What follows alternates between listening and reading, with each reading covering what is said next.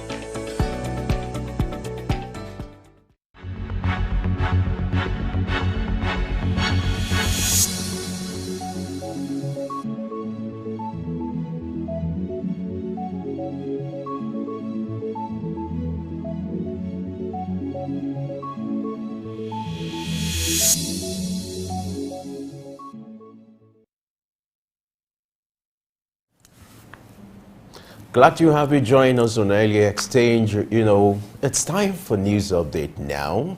And our star girl, Blessing, she's standing by to take us around the world. Blessing, good morning. Good morning, Femi. I am blushing, having heard you called me star girl. Good morning. Thank you for joining us on the Morning News Update. I am Blessing Aichi, and I'm here to ensure that you stay abreast on all major developments around the world. Moving out to a first story from Nigeria, TET Fund, the Tertiary Education Trust Fund, says it is addressing concerns raised by Nigerian lecturers studying abroad through the TET Fund Scholarship for Academic Staff, TSAS program. Some scholars studying in Malaysia, India, and Kenya have sought financial assistance due to currency exchange fluctuations affecting their living expenses. TET Fund's Acting Director of Public Affairs, Abdulmumin Oniyangi, noted that when the TSAS program was introduced in 2008, TED Fund disbursed tuition and living expenses directly to the scholars' employers who were expected to manage the funds appropriately. However, due to numerous complaints and non-compliance issues by beneficiary institutions, the disbursement method was revised in August 2019. Since then, TED Fund has been directly paying tuition fees to foreign training institutions to mitigate exchange rate fluctuations while still disbursing living expenses to beneficiary institutions who then transfer the funds to scholars to uphold the scholarship bonds signed with their employers.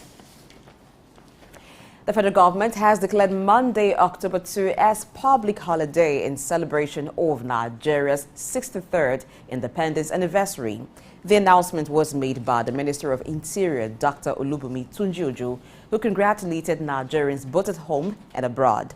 The minister acknowledged the challenges facing the nation, emphasizing that these difficulties are not unique to Nigeria, but are global in nature. He assured Nigerians that the government remains committed to addressing these challenges. Tunji-Ojo highlighted Nigeria's prominent position in the world and its potential for greatness, emphasizing the need for unity and collaboration to achieve this potential. He also praised Nigeria as Africa's pride and a beacon of hope, particularly in the context of President Bola Tinubu's renewed hope agenda. The minister encouraged citizens to remember the sacrifices of the nation's founding fathers who united across faith, tribe, and language barriers to secure Nigeria's freedom. Various events, including a lecture, prayers, and a military parade, are planned to mark the occasion. President Bola Tinubu is expected to address the nation on Sunday. In a bid to empower states to invest in vital sectors, including transportation, agriculture, health, education, power, and water resources, President Bola Tinubu has approved the establishment of Infrastructure Support Fund, ISF, for all 36 states of Nigeria. This decision was revealed during the monthly meeting of the Federation Account Allocation Committee, FAC, held in Abuja. To further mitigate the effects of increased revenues resulting from subsidy removal and exchange rate unification, the committee has decided to allocate a portion of the monthly distributable proceeds for savings. Out of the June 2023 distributable revenue of 1.9 trillion naira, 907 billion naira will be distributed among the three tiers of government. 790 billion naira will be saved, and the rest will be used for statutory deductions. President Joe Biden of the United States has appointed two Nigerian-American experts, Osagie Imasogi and Chineye Ogumike, as special advisors in his administration. They are among the 12 distinguished individuals selected for the President's Advisory Council, which focuses on engaging with the African descent community residing in the United States, and these council members will serve for the 2023 to 2025 term. The establishment of the council is aimed at fostering stronger dialogue between U.S. officials and the African diaspora. The council, led by Sylvester Scott Beeman, includes notable figures from various fields such as government and sports. Their collective mission is to provide valuable guidance in strengthening cultural, social, political, and economic ties between the United States and Africa, while also promoting trade, investment, and educational exchanges between the two regions. The chairperson of the Nigerians in Diaspora Commission, NIDCOM, Abike Dabiri Erewa, congratulated the two appointees and expressed her belief that the recognition serves as inspiration for Nigerians and Africans at large. In another development, Nigeria's Minister of Foreign Affairs, Yusuf Toga, has reaffirmed Nigeria's commitment to strengthening democratic structures at a grassroots level. He revealed this during a bilateral meeting at the 78th United Nations General Assembly in New York. Toga, who, while speaking with a delegation from the International Institute for Democracy and Electoral Assistance, emphasized the importance of restoring public confidence in local council elections.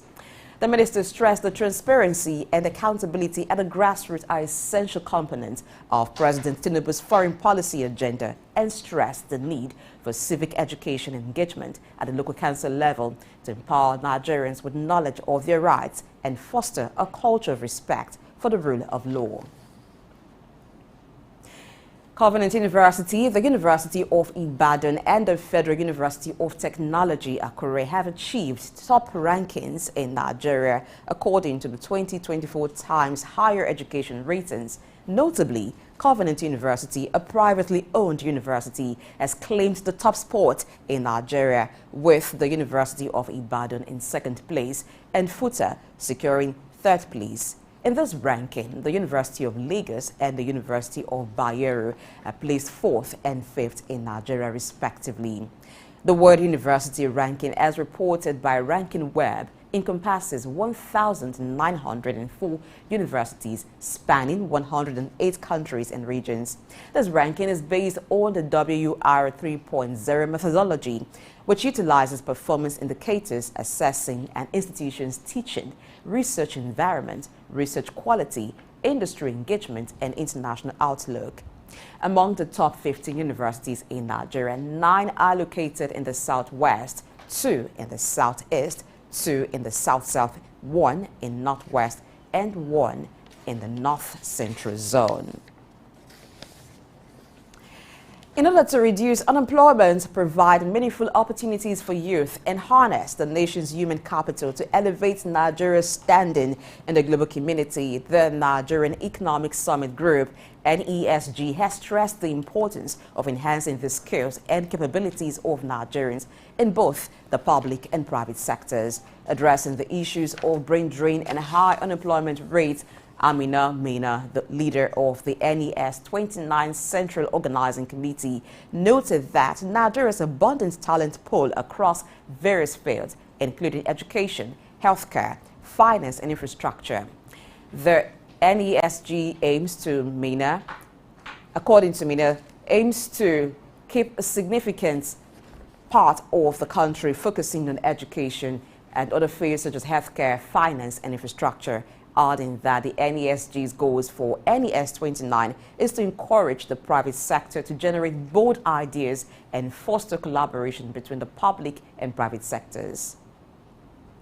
Now let's take you to other parts of the country, of the world, where there are recent stories.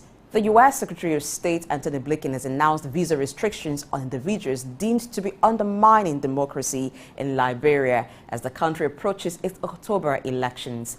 Blinken, in a statement released by the U.S. State Department, did not specify the number or identity of those affected, but confirmed that this move would limit their ability to travel to the United States. Importantly, he emphasized that these restrictions are not aimed at the Liberian people or government.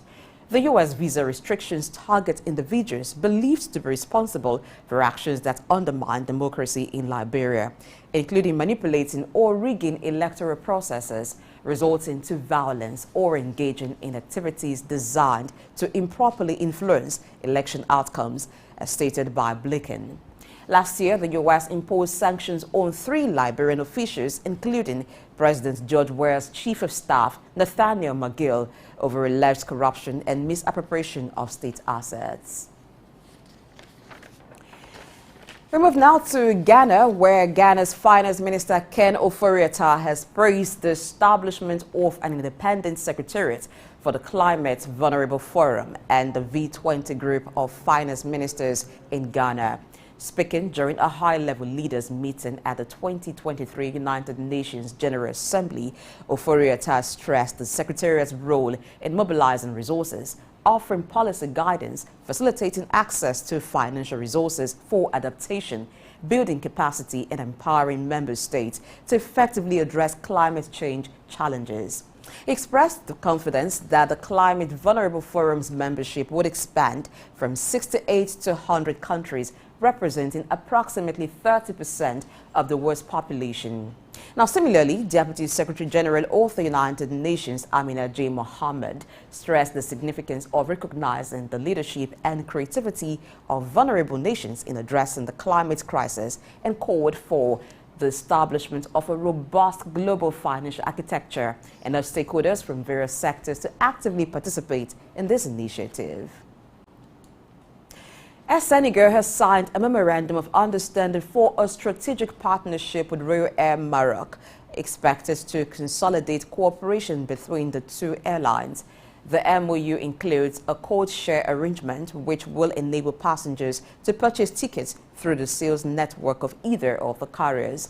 The partnership will also see an increase in possible connections and greater choice in terms of available times and days of flights for travelers in both countries.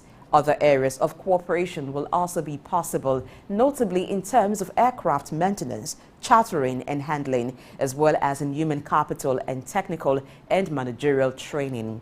Air Senegal, a state-owned company, says its ambition is to become the leader in air transport in West Africa. With 9 aircraft currently, it serves 21 destinations in Africa, Europe and America. Let's take you now to the Middle East, where His Excellency Sheikh Hamdan bin Mohammed bin Rashid Al Maktoum, Crown Prince of Dubai and Chairman of the Board of Trustees of the Dubai Future Foundation, has approved a series of transformative projects as part of the 3rd phase of the Dubai 10 Times initiative. This initiative aims to position Dubai as a global leader in future readiness by inspiring a shift in the mindset of government employees to spur innovation and unconventional projects, as well as address upcoming challenges and seize new opportunities. This project spans transportation, aviation, urban planning and healthcare, aims to streamline transportation, enhance the airport travel experience, and establish a robust healthcare system for early disease detection, aligning with Dubai's commitment to enhancing government operations, fostering collaboration and embracing innovative ideas that advance crucial sectors for the present and the future. The Brazilian Minister of Environment, Marina Silva, is mobilizing a task force to provide urgent assistance to residents in the Amazon region grappling with an extensive drought that has severely affected their river-based livelihoods. The drought, characterized by low river levels and elevated water temperatures, has resulted in widespread fish mortality, contaminating the available drinking water. Silva expressed deep concern over the situation, emphasizing that it has disrupted crucial river transport routes, posing significant threats of food and water shortages. Approximately 111,000 people have been adversely impacted by this drought in a region where a significant portion of the population relies on fishing as their primary source of protein. Moving now to China, where the Communist Party has named Lan Fowen as the new Finance Ministry party chief, a significant development that positions him to potentially become the next finance minister. Lan is set to succeed Liu Kun in this role, although Liu will continue to hold the position of China's finance minister, a position he has occupied since 2018. Lan, 61, formerly served as the party chief of northern China's Shanxi province, with his departure from that role being reported by state media earlier on the same day. Lan's career started in 1985 at Guangdong Province Finance Department after graduating from UB University of Finance and Economics, eventually rising to Vice Provincial Chief in 2016 and becoming Shanxi's Vice Party Chief in 2021 before assuming the role of Party Chief in December 2022. Now, despite exceeding the retirement age of 65 for minister-level officials, Liu, China's finance minister since 2018, retained his post amidst challenges like a property market downturn, aging demographics, high debt, and geopolitical tensions. The story from China brings the news updates to a close today. Thank you for watching. I am Blessing AHA. Please stay for the continuing part of Early Exchange. Good morning.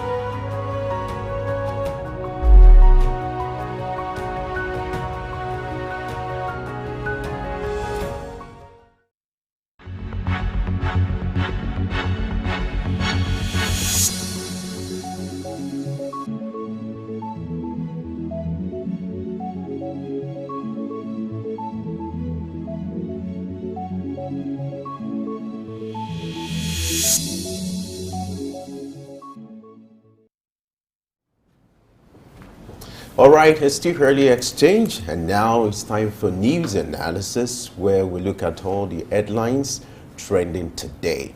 And as usual, the wise ones are here to provide better perspective to today's news analysis. And I have Sam Oruwije with us. Sam, glad to have you join us this morning. Good morning, Femi. My pleasure to be here. I'm Blessing. Good morning. Good morning, sir. I'm Blessing, providing a better compliment. Glad you have you here. Same Today- here. today is And Friday. yes, you know what I talked about yesterday? I Yeah. was going to block the camera. Yeah. Even the memo, I would not receive the I memo. think you lived up to that. Yes, yes. So there's a difference. There's no today. and co today. He's not really simple as I am. But it doesn't solve the fact that we have the same spirit. Really? That's great. That I would find out. All right. So let's start with the trending news for today, which is the fact that the federal government has declared Monday, October 2nd as public holiday Yes. in celebration of Nigeria's 63rd independence anniversary. The announcement was made by the Minister of Interior, Dr. Olubunmi Tunji-Ojo, who congratulated Nigerians both home and abroad. Nigeria is scheduled to celebrate its 63rd independence anniversary October 1st. Sam, how do you feel? Well, on one breath, we congratulate Nigerians and every citizen should come out to celebrate 63. 63 years anniversary is a big celebration. If you were an adult, you're already going into, in some sense, that's kind of metaphor, not necessarily as a country. The 63, that means you have come of age. Then some of the things that you should do as adults must reflect on the kind of things that we should see as a nation as well. So we congratulate ourselves. It's a long journey, the struggles for independence, the core issues of ethnicity, regionalism, politics, federal character principles have become major challenge in our nation building effort. So maybe as we progress, we will speak to some of those issues. But once again, we congratulate ourselves as a country that we are independent. But the question is, are we really truly independent? Those are core issues that those who are the aim of affairs should take very seriously. You know, the earlier press statement released in this regard talked about the fact that the federal government has decided it's going to be a low-key celebration. In fact, there are some Nigerians who argue, why do we need to celebrate? What's your thought? Whether it's low-key or whether the government is doing elaborate activities to celebrate, what is key is that we're an independent nation. Whether we are truly a nation, those are issues that should be addressed maybe in later conversation as we celebrate the independence anniversary. But whether is a low-key, as mentioned earlier, what is important? What are the rallying points for nation building? What are the key challenges moving the nation forward beyond where we are? Are we really working hard to celebrate our nationality as a people? I think, by and large, it's worth celebrating whether the government activities are low-key. We should celebrate ourselves. Then, as a nation, that will equally propel us to do better things in the future. Right. Yes, Nigeria at 63. Of course, every independence anniversary has always come with mixed feelings. For some, they feel there is nothing to celebrate, and those who feel that way, I understand where they're coming from, because Nigeria at this time is faced with lots of challenges, economic challenges, security challenges, but what we must realize is that we are still a nation and there is something to celebrate. For those who doubt it, maybe you should ask those who are in war-torn countries. If you have friends who are Ukrainians, maybe you should ask them, and then you understand that there are things to celebrate. And then we have a new administration that is barely 4 months old, and with the theme renewed hope agenda, which the president Tinubu is trying to work out ways to revive hope in the country and to address the numerous challenges that Nigeria faces. So I think we should give it some time. We should give the administration some time and also lend the support by cooperating with the policies that the government has put in place. And then for us to unite, because even when we complain that Nigeria is bad or Nigeria is not good, we should ask ourselves, what role have we played in ensuring that Nigeria is good? At your local level, at your community level, at whatever position that you hold, what do you do with it? So these are some of the questions that we should be asking ourselves. It's a collective effort. It can only get better. So regardless of how dark it may seem for anyone, it's just for us to keep hope alive and knowing that we will overcome. So there's still something to celebrate. That we are still called a nation is the first thing to celebrate. I like that. There's still something to celebrate. There's a saying that we might not be where we're supposed to be, but we're not where we used to be. We compare what's happening now with what was happening in 1960 or thereabout.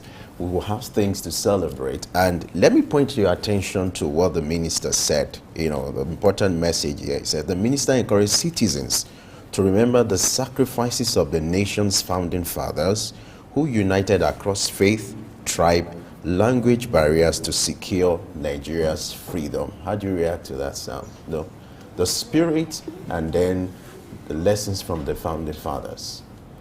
Well, that's a very difficult, tricky question.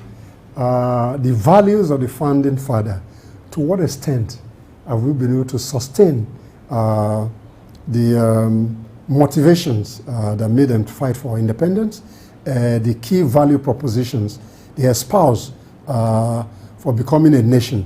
Those are the key highlights. But in spite of that, for every nation, there are trajectories of nation building, national development.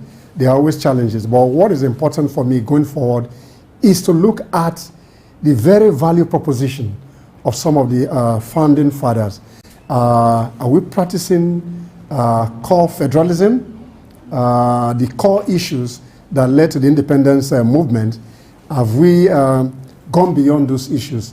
So in that light, founding father value propositions for the nation must be sustained. We can say that Nigerians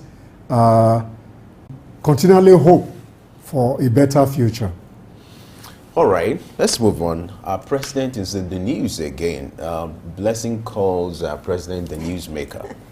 And now the president is living up to that. This time around, he has approved the establishment of Infrastructure Support Fund for all 36 states of Nigeria. Now, the essence of the funds is for them to invest in critical sectors like transport, agri, health, education, power, and water resources. Yesterday we talked about the need to decentralize power and resources, and I think the president is living up to that now, you know, empowering states with funds for them to be able to embark on some infrastructural development, investment in education, in health.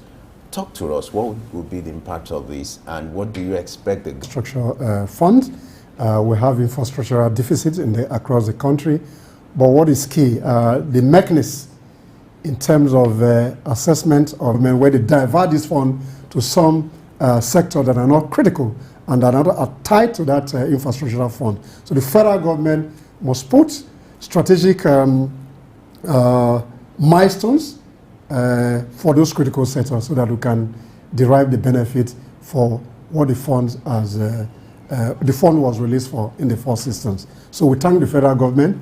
And let's see how far in the next 4 years of this regime, how we can improve on physical infrastructure, particularly rural roads, rural electricity, and access to market in those areas. Okay, yes, I think monitoring is very key in this aspect, because if you don't monitor, you wouldn't know if the governors are using the funds judiciously. So that's one thing. And there shouldn't be a mixture, because the states has projects that they would embark on or already embarking on. So I think it should be thoroughly followed to show that there's a distinction for a proper evaluation to be done. You know, oh, these are the projects that the funds were channeled to.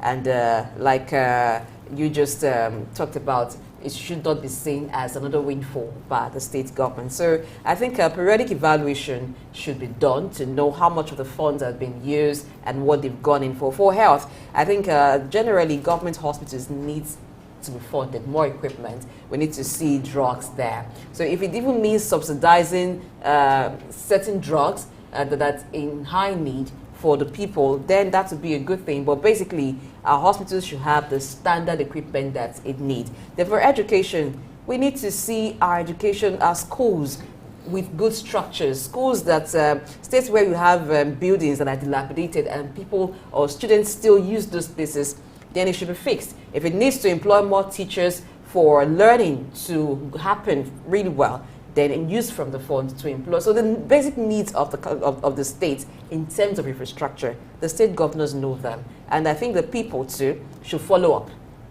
and demand accountability. I find it strategic that the critical sectors are included here, most importantly power. You know, with this fund now, what that means is states can now generate their own power, can now make their own arrangement in order to solve their internal problem when it comes to power supply, because you know, at every level, whether local, state, or federal, it's a general problem. And it's what Nigerians have been praying for, to have respite in that sector. And I don't think Nigerians are asking too much. They're not. You know, just few things, give us good road, power supply, and then the infrastructure to ensure that we do businesses. And I'm very sure if that is done, you know, Nigerians will have cause to smile. Yeah, okay? There's a reason those things are called basic amenities. Yeah. They are basic, like the first set of amenities that should be provided for every they're citizen. rudimentary. No, they're not too much at all. Yeah, that's it. All right, there's another good news. 2 Nigerians are making us proud. I'm wondering how proud you might be. I'm very proud, and I'll tell you the reason much later. Now, President Biden of the United States has appointed 2 Nigerian-American experts, Osage Imasoge and Chineye Ogumike, as special advisors in his administration. They are among the 12 distinguished individuals selected for the President's Advisory Council, which focuses on engaging the African descent community residing in the United States, and these council members will serve for 2023-2025 term. What an interesting news. How proud are you, Sam? 2 Nigerians making us proud. Extremely proud indeed, but what is key, these are Nigerians that are in the diaspora, and before they come to this level of recognition, they've made so much investment in their various communities. So I think the lesson for us is that wherever you find yourself, you'll be somebody of impact, you must contribute to your immediate community, then you are able to become resourceful to the environment. Indeed, is a very good news for Nigerians, but the lesson back home is how do we impact our communities, to what extent can we use our skills, our natural endowment as a people to improve on our community, then we become of service to humanity. And I think this is what the message should underscore for Nigerians even back at home, and other diasporans should work so hard within their community, and when they put much impact in their immediate community, that recognition will come to serve the larger society. So this is gratifying for me at the individual level, and as a country, I think this is welcoming.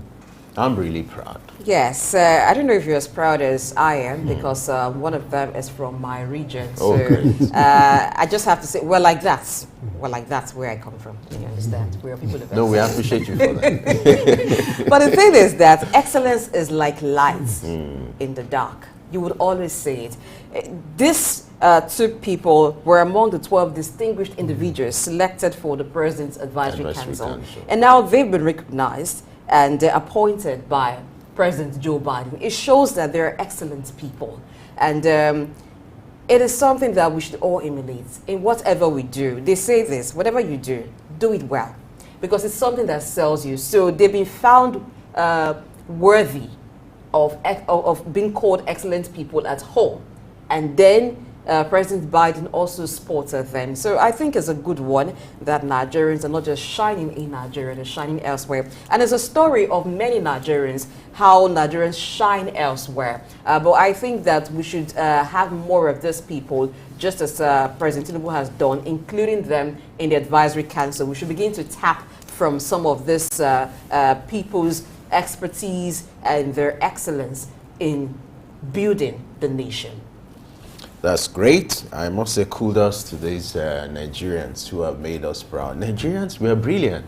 Very brilliant. We have the resources, we have the, whatever the intelligence you can think of, emotional intelligence, whatever it is. The best experts you have in UK, United States, they are more Nigerians. And I hope we can replicate that at home to always celebrate ourselves. All right, let's move on.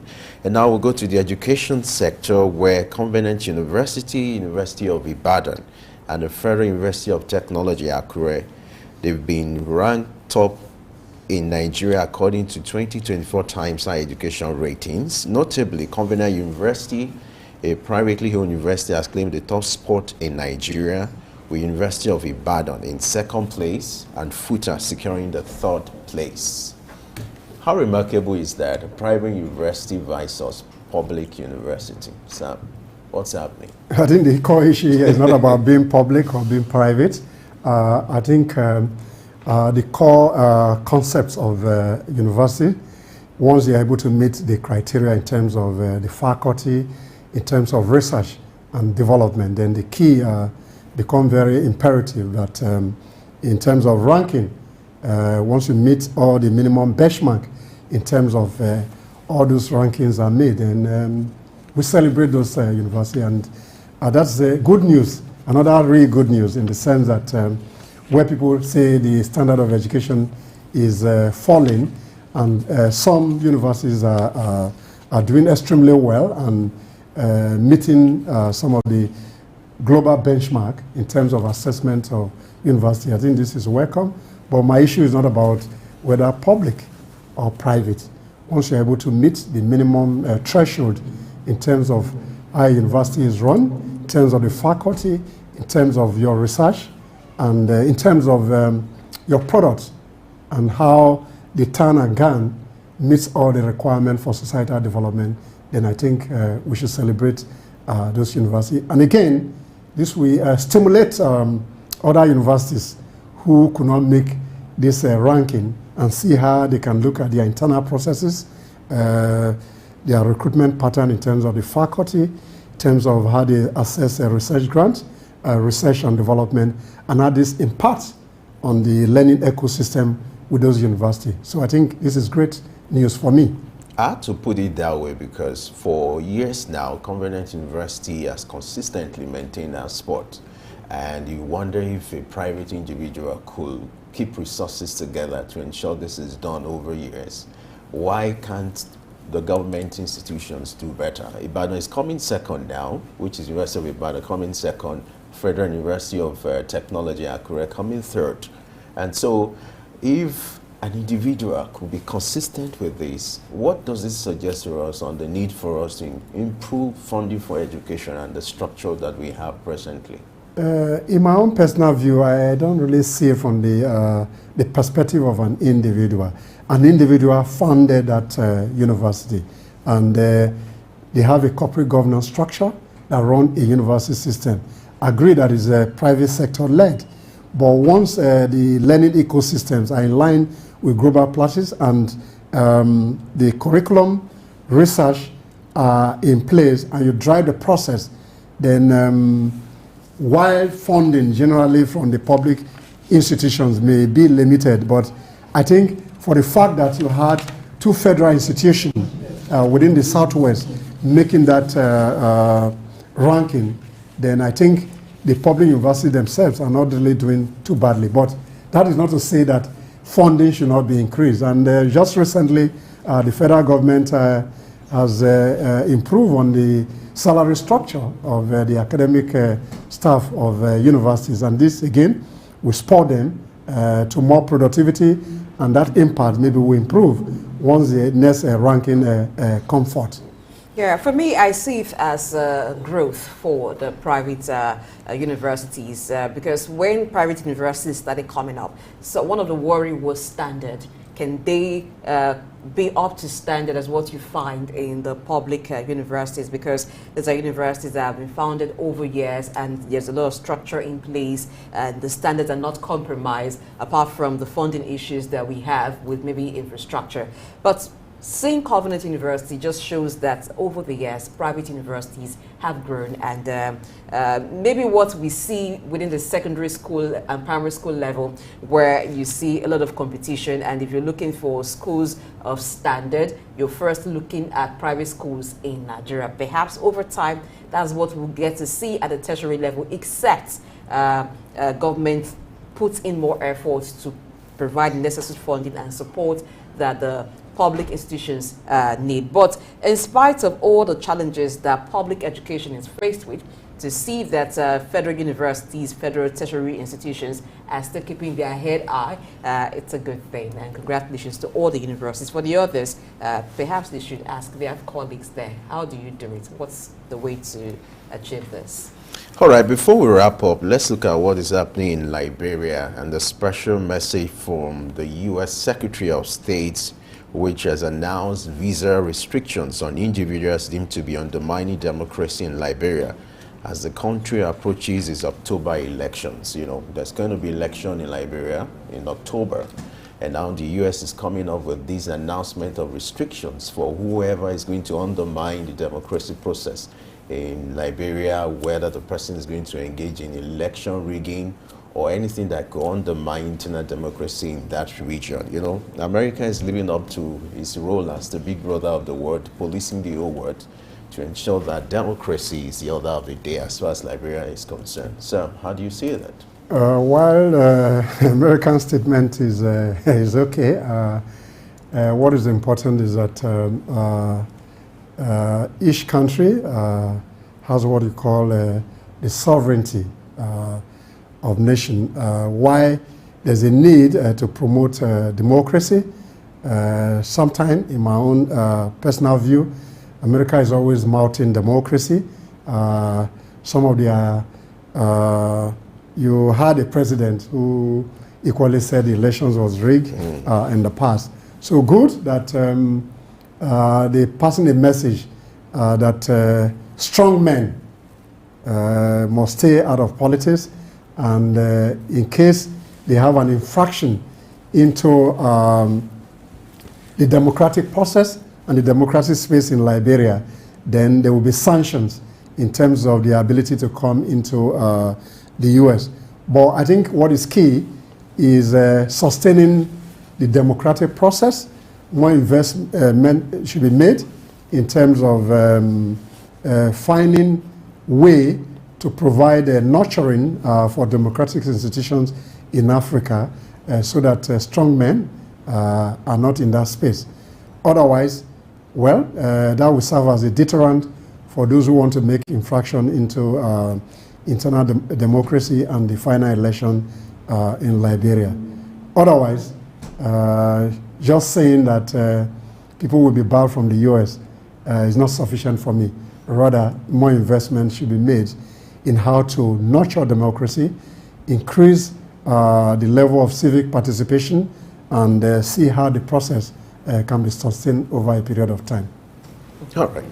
Yeah, for me, I think that first of all is when you get to know the people who were involved in election malpractice that you can even say these persons will be banned or visas will be restricted to them. Take the case of Nigeria, for instance, where there are electoral violence. How many names have we seen? And said this person was involved. They just group them as thugs. And thugs are nameless. So that is the thing. And I think it's the thing. Faceless sometimes. Thugs are nameless and faceless. So how do you ban a nameless and faceless person from getting visa to the US?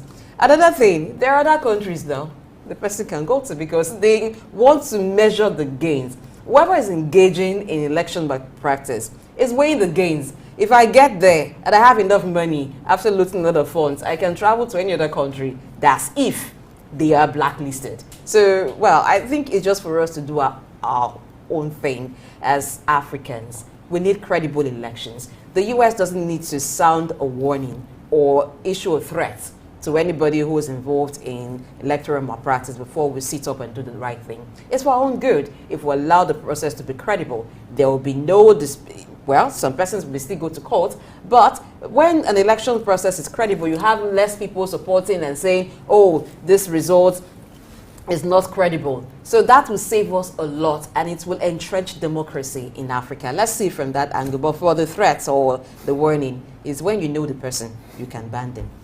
All right. Let's hope that will be of impact. You know, U.S. is just trying to do what we call check and balances to ensure that democracy is the order of the day in Liberia. I think this is where we have to wrap it up, Sam. Thanks for sharing your thoughts on news analysis. A pleasure always. Blessing, thanks for providing a good compliment. All right. We'll go on a short break now. When we return, the actual conversation for today will kick off. Stay with us.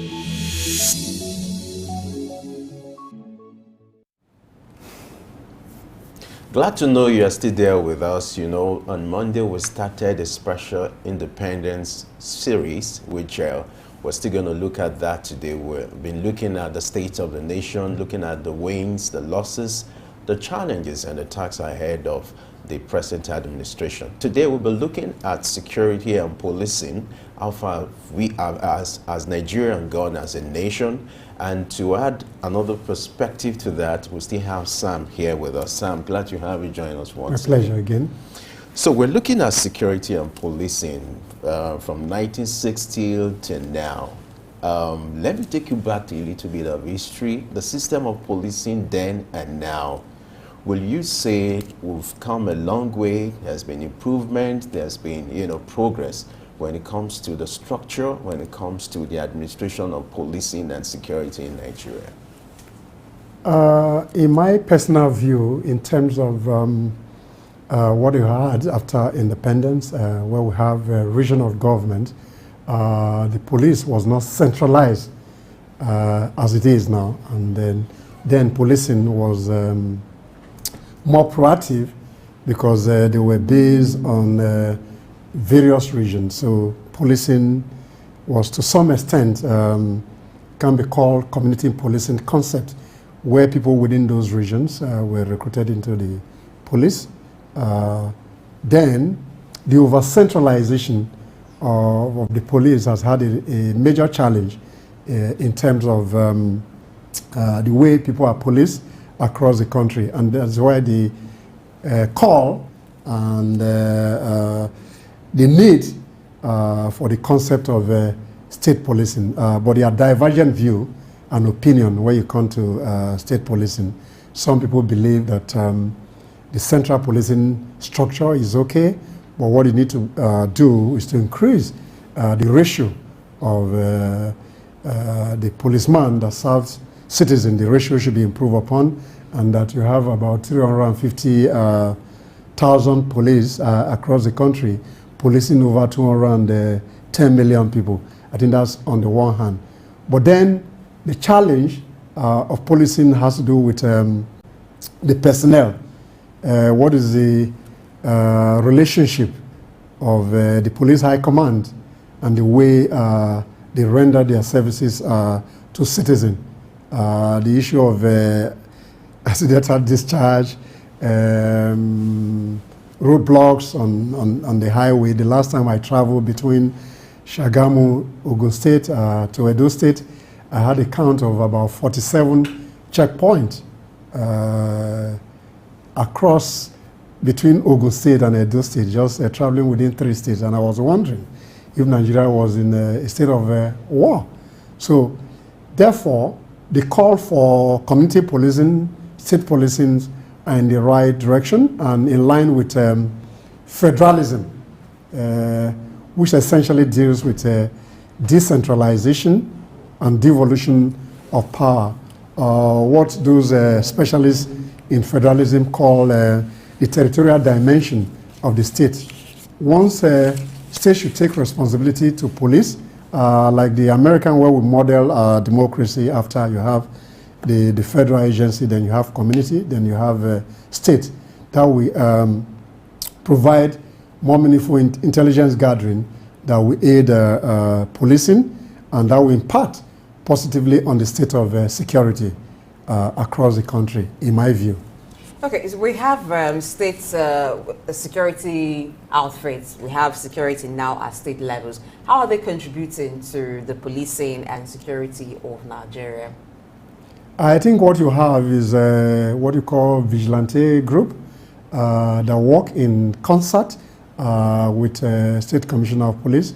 In some communities, those vigilante has done very well in terms of providing additional security or additional personnel for where there are gaps between the police and the communities that they are meant to serve. But what I think, in my view, celebrating 63 years of independence, the federal government in particular and state government must work a structure where this vigilante group should be properly schooled in policing function, and they are absorbed into the co-policing regime, so that we don't have splinter vigilantes from one community to the other. Some are even compromised where they do their duties. Then they should be trained properly in the use of arms and ammunition. That will help in trying to provide security. Then on the other hand, when you talk about security, we need to make some reforms in the security sector, what they call security sector reform, SSR, which include judicial reforms, social justice reform, so that we can have what they call security architecture that is more sustainable, that is more community friendly. Therefore, the issue of the security challenge will be reduced minimally. Let's look at the ratio of police officer to citizens. According to the United Nations, the ratio should be 1 to 450. But in Nigeria, you have 1 to 600 plus. And in a nation where you have maybe barely 400,000 policemen, you know, policing 200 million people, do you think there's a need for the Nigerian police to recruit more hands and for the structure to be, adjusted in a way that is easier to accommodate state policing. Because the challenge here is you can have about 400,000 policemen to police the whole nation. So you need more hands, more actors to come on board for state policing. But the issue of state policing has been resisted for political reasons, the fact that some governors will be too powerful to be controlled. Talk to us what can be done to address the shortfall when it comes to numbers and then the issue of state policing. I think for me, the politics of state police and the issues of overbearing influence of governors, I think that debate for me should be put in the cooler. Because even when you have the federal policing system, governors have equally used the federal mind or the federal police to do some political bidding within their... So the debate is neither here nor there for me. But in terms of increasing the number of personnel is very critical. I do know for sure that in the last 8 years, there's been effort by the federal government to recruit more personnel into the police force. But again, if you look at internal dynamics between the Police Service Commission and the Inspector General of Police, who recruit, who is in charge, those politics, I think we should go beyond those politics. What is important is, do we have the policing requirement based on the ratio of one policeman to X number as specified by the United Nations? Those are the critical conversations that we should. Then two, earlier I spoke to the issue of vigilantes, private securities, as they call them. To what extent can we bring this kind of vigilantes? You have some in the southwest, you have some in the south-south, you have some in the southeast. To what extent can we harmonize the process and find a way to give them proper policing training and recruit them into the federal structure as we play the politics of whether to have state police or not state police. So we need to upscale the personnel recruitment pattern, then the training itself must be in line with global practices. So because even the policemen on the road, I think, in my view, they are operating below standard. So they need additional training. While we increase on the number in terms of the ratio, then this politics of whether we should have state police or not have state police or even local government or community policing, I think the politics is hard politics for me. So we need to move away from that conversation and see how we can improve on the security architecture of the country. Okay, talking about improving on the security architecture, we do know that the debate whether or not to have state policing is still ongoing, and we don't know what will be the final conclusion of that. But in the meantime, different states have come up with their own strategy, their own local security agencies. So how do we ensure a cooperation between the police, the Nigerian police, and this state and community security agencies, so that it's not as if anyone is working in isolation, but they're in synergy? I think there is synergy, but that synergy is not sufficient for policing requirement. The point that state governments are using the kind of an under-the-table approach to solving their security situation. If we want state policing, let them get the adequate training, and even state governments support the federal policing system. There's a collaboration, but that collaboration should just move beyond mere collaboration, where those state vigilante, I prefer to call them, because they don't have the regulatory framework really authenticating those establishments. Though register armed to some extent, their firepower far below the federal police, so to speak. So we need to find a way to see how those can be integrated fully into the Nigerian policing system and they have the same uniform, same equipment, same training, same standardization, same operational efficiency is sustained among them. So that collaboration is already there because they work with commissioners of police in various states. But let it just be police in terms of re-policing infrastructure that we need to fight security. I think the bone of contention here is state policing. Will you rather support regional policing?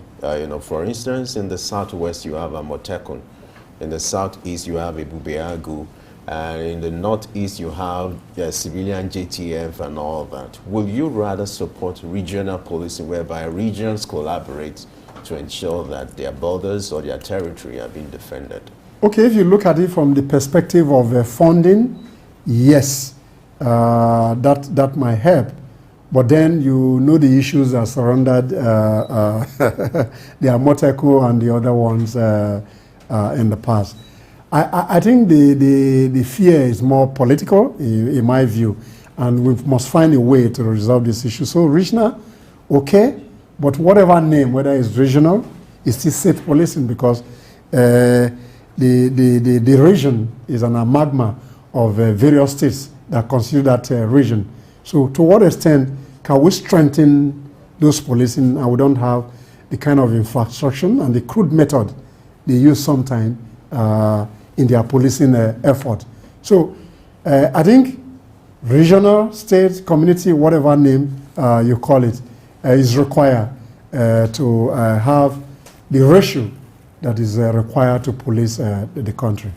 Okay, I understand the argument for state policing and community policing, but let's look at the recruitment process and even monitoring of their activities. We've seen cases where vigilantes have been arrested by police officers for criminal activities. How do we check that? Yeah, that's the argument that we're trying to support here in this conversation.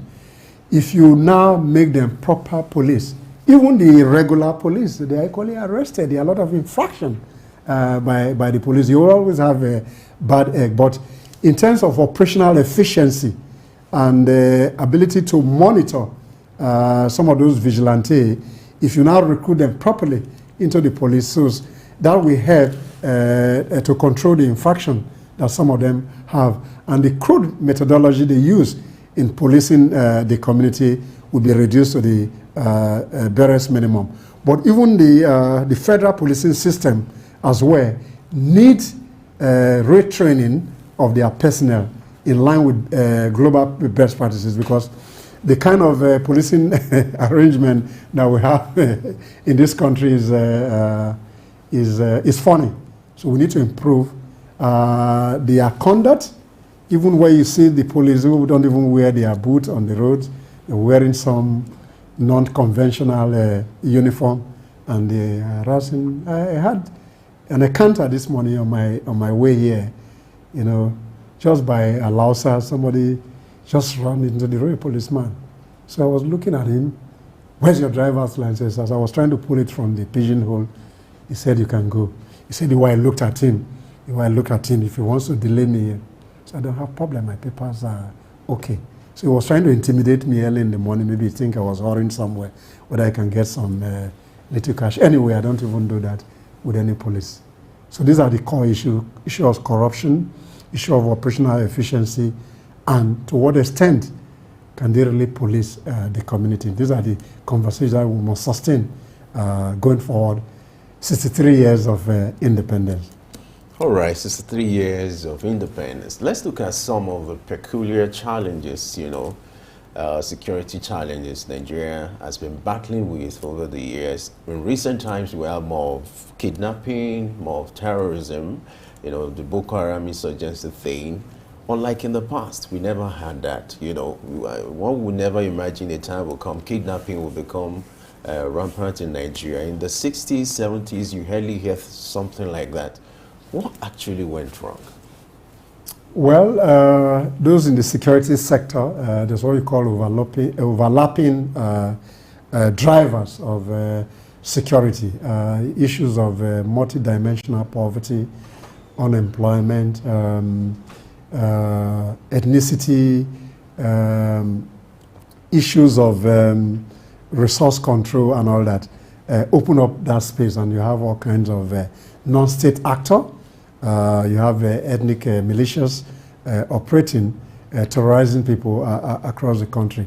So what is key, number one, is to see how we address the level of multi-dimensional poverty in the country, the issues of unemployment, issues of federal character principles. These are some of the issues that have instigated some of the security challenges that we have. Then we have, on the other hand, religious extremism, particularly with Boko Haram in the northeast. So how do we address this issue? How did we get here? Number one, core issues of good governance is very important. To what extent are people able to use the people resources for development? To what extent are citizens taken into account in planning? The level of corruption that has eaten deep into the fabrics of society. These core issues need to be resolved. And if we're able to resolve these issues, I think the issue of security will be minimized to the barest minimum. So key for a nation in its twilight of adulthood, what we need to do is provide good governance. And those in the public sector in particular must find a way to resolve the critical issues rather than serving personal interests when they have opportunity to bring about public policy options. And for whatever public policy options that we have, we must drive them to impact citizens positively. Let's look at the participation of foreign nationals in criminal activities in Nigeria. People have often talked about our borders being very porous. How do we handle that issue? We know we have there are internal issues. There are Nigerians who are also participating or involved in crime that is posing a lot of security threats. But let's look at external participation. How do we cope that? Well, the borders are porous, as they always say, but we have the border police, you have the immigration first and foremost, you have the custom services that works across the border. So to what extent are we able to document non-nationals coming into our country? But the challenge here, when you talk about the fluidity of borders, a lot of, particularly in the northeast, you have about six contiguous states that have share borders with Niger, for example. To what extent can you control those borders? So what is key, I think there should be more investment in terms of surveillance, and those who are policing the border should do more in terms of their surveillance activities to find a way to checkmate those people who don't have business coming to Nigeria, who become a security threat for our national security. On the other hand, a national robust national security framework, which is there, must be sustained. Interagency collaborations among various security agencies must be sustained so that we can stop the tide of criminal inflow into the country, particularly small arms that comes in with some of these foreign nationals. So the national identity framework must equally be sustained so that we know who is a Nigerian first and foremost. This will help to help in policing and securing our borders and the nation in general. All right. We'll go on a short break now. When we return, we'll continue our discussion on security and policing. Stay with us.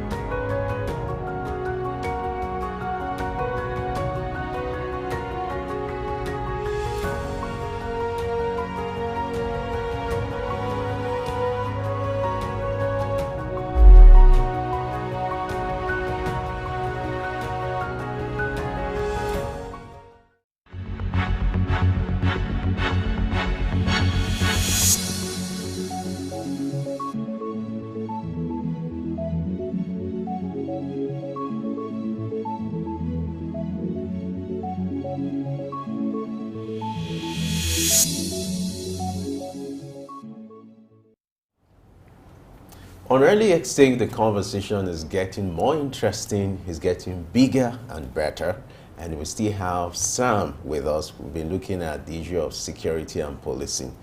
Sam, glad to have you once again. Thank you, Femi. Yeah. So let's look at the issue of intelligence gathering, which is one of the reasons the Nigerian police or policing in Nigeria has been criticized, when it comes to the area of intelligence gathering and sharing of intelligence reports among, agencies. How far have we gone as a nation when it comes to intelligence gathering, and then the collaboration that is expected between different agencies, the police, the DSS? How robust has this been? Well, at the national level, you have the Nigerian Intelligence Agency. Within the military, you have. Within the defense headquarters, you have.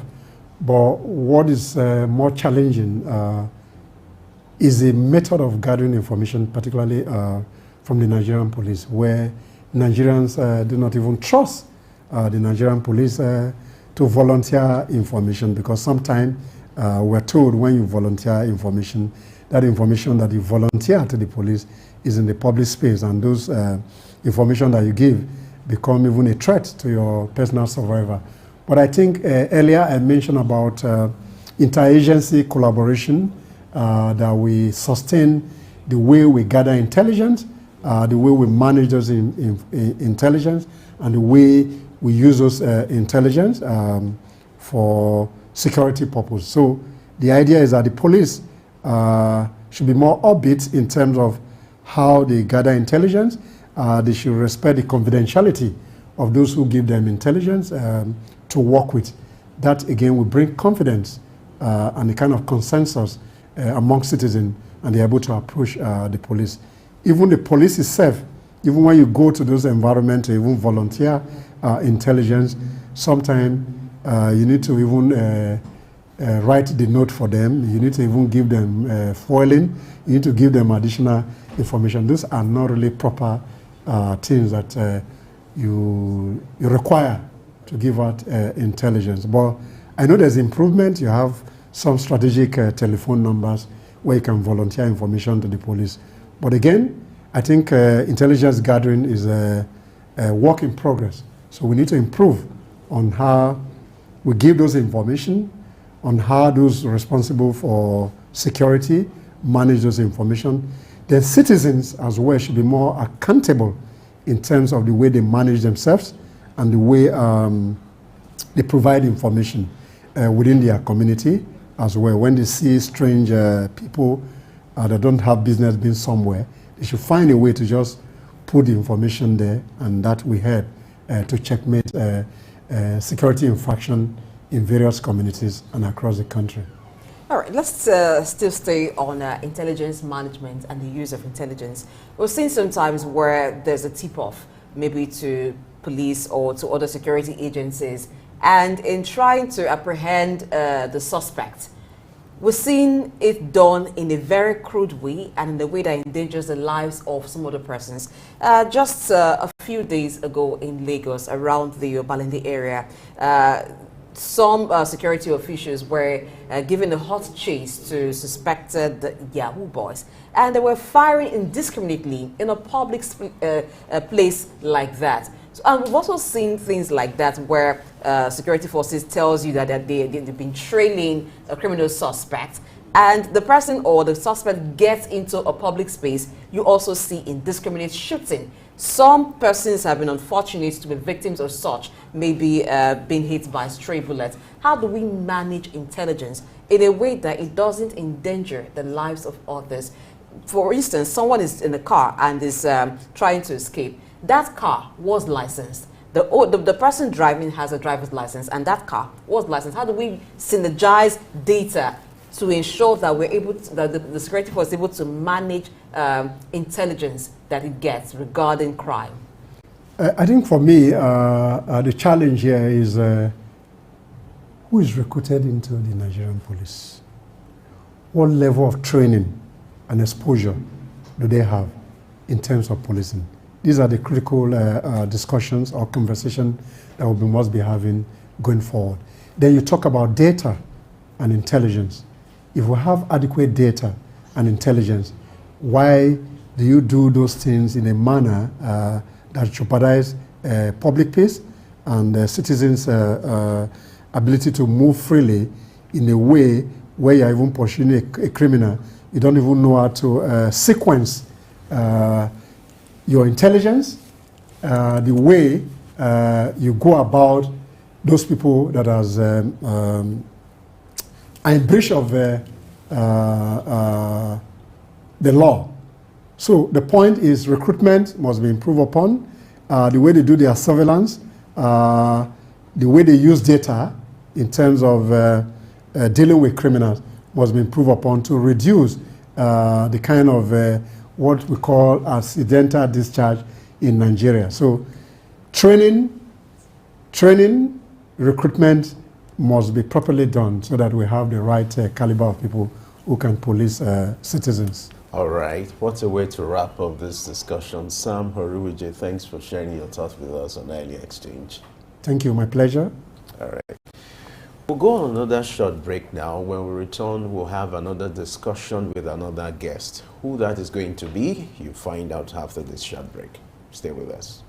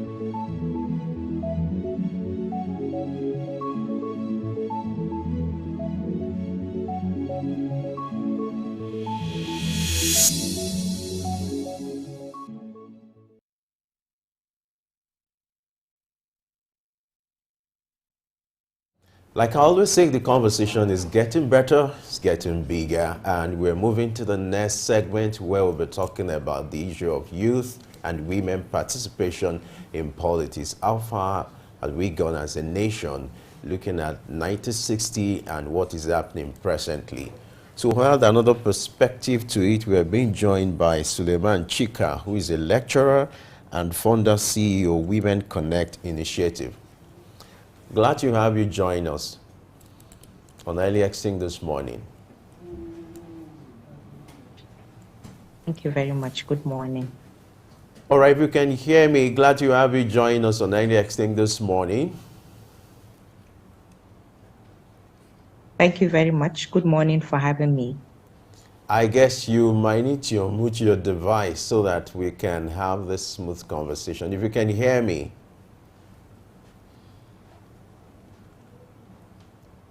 All right. Listen, while we wait for her to reconnect with us, we're talking about the participation of young people and women in politics. One interesting thing that I found while doing my research is when you look at the founding fathers, because we're looking at 1960 compared to now, we're doing now and then, I observed that when you look at the age bracket of the founding fathers, they were just between 20s, 30s, and you could have people like that who played active role when it comes to independence, Nigeria. They participated in the struggle.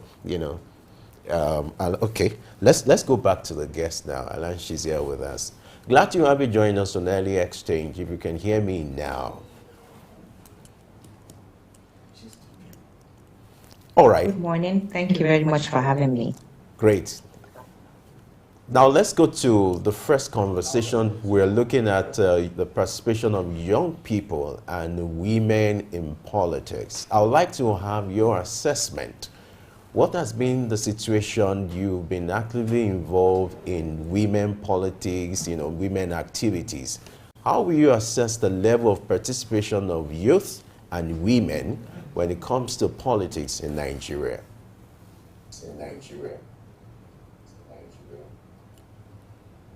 So I think to start with, I think we have to really congratulate ourselves.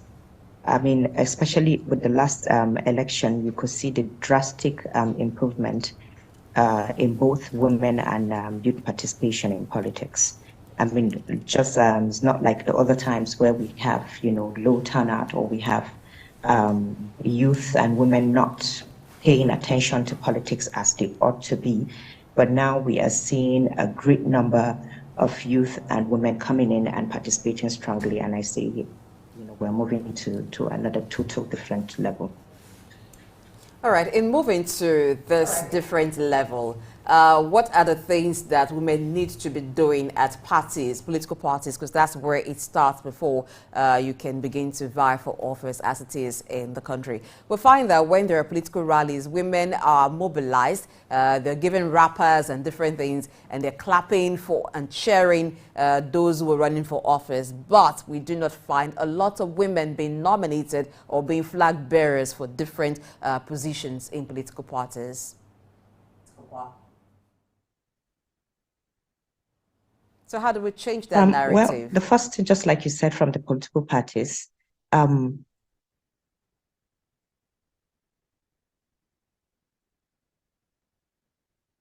the political parties, is for them to really accept that women are quite important in the governance of Nigeria. Now, how do they do that? First, it has to be even from the level of the party system itself. The structure of the party has to have a lot of women involved in it. That's one. And we're seeing this with a few number of women. Probably you see every time you see women leader and maybe one other thing, and that is not good enough. So we're fighting towards that to say it has to start from the party structure, where we have a lot of women involved in the party structure. Then they began to advocate for more women to come into politics. And so when people see that from the structure itself, that you have a lot or a quite number of women involved in it, then there's a chance of them coming in. And you seeing women or during campaigns, and they're giving a lot of women rapper, those incentives are just, like I said, they are incentives, and you see both men and women. But really for a stronger participation, then the party structure must have a larger number of women involved in it. And that's the advocacy we're doing right now for each political party to do. Let's look at youth participation now. We had this bill that was sponsored and eventually passed into law. This not too young to run, you know. How much of impact has that made, when it comes to the participation of young people in politics? That was signed into law during the last administration. Did you see any impact of that bill? Yes, of course. That has been making rounds in Nigeria, and in a way, it has definitely prompted the desire for the youth to really participate in politics, and a lot of other issues that surrounded youth feeling they are being neglected and they are not given the chance to really come out. That bill helped them to say, okay, this is now what we want. This is the time to really come out and act and feel or show that we can give our contribution to the governance of Nigeria. And we have seen this greater number of youth taking advantage of that bill. We have seen youth come out from all different positions of the previous elections. We have seen right now, even with the present administration, a lot of youth being inculcated into government. And this is just a sign to show that, yes, that it is working. And I'm sure we're going to see more of youth in governance. Well, what are the challenges that the youth are faced with in trying to seek elective positions in Nigeria? I think I would say for me, the number one is people not taking them serious, people not feeling like the youth are, or they really have a voice to contribute to governance. And youth are actually facing this problem again, coming from their own side, in the sense that they need to know how to manage themselves. They need to know how to coordinate themselves in order to be heard properly. And if they could have the strong body, which we are seeing them having right now, without those distractions, I would say, I think they can make a difference. But yes, for me, I would say it again, is the youth are being seen as a set of people who are not just being taken serious. And first, secondly, again, the issue of mentor and mentee. They need to have people who they look up to, who groom them to become, or to be heard. People who would give them that listening ear, people who would stand by them, people who would really mentor them into being, the greater futures of leaders of tomorrow.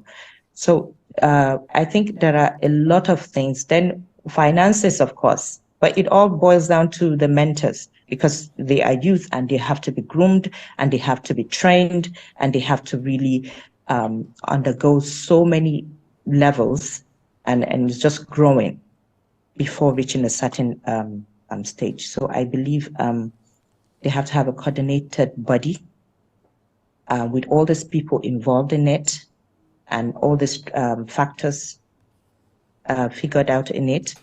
Then I think it will be nice to see what that will be. We've seen that the founding fathers of Nigeria began the movement for Nigeria's freedom as youth. They were youth at that time, but you've talked about youth of these days not being taken seriously. So what did the founding fathers do differently that youth now need to do? What exactly is the difference between youth of that time, pre-independence and even around independence, and youth of this age?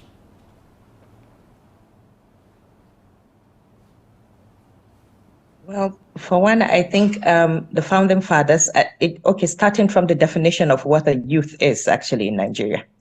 So now we see a younger, much younger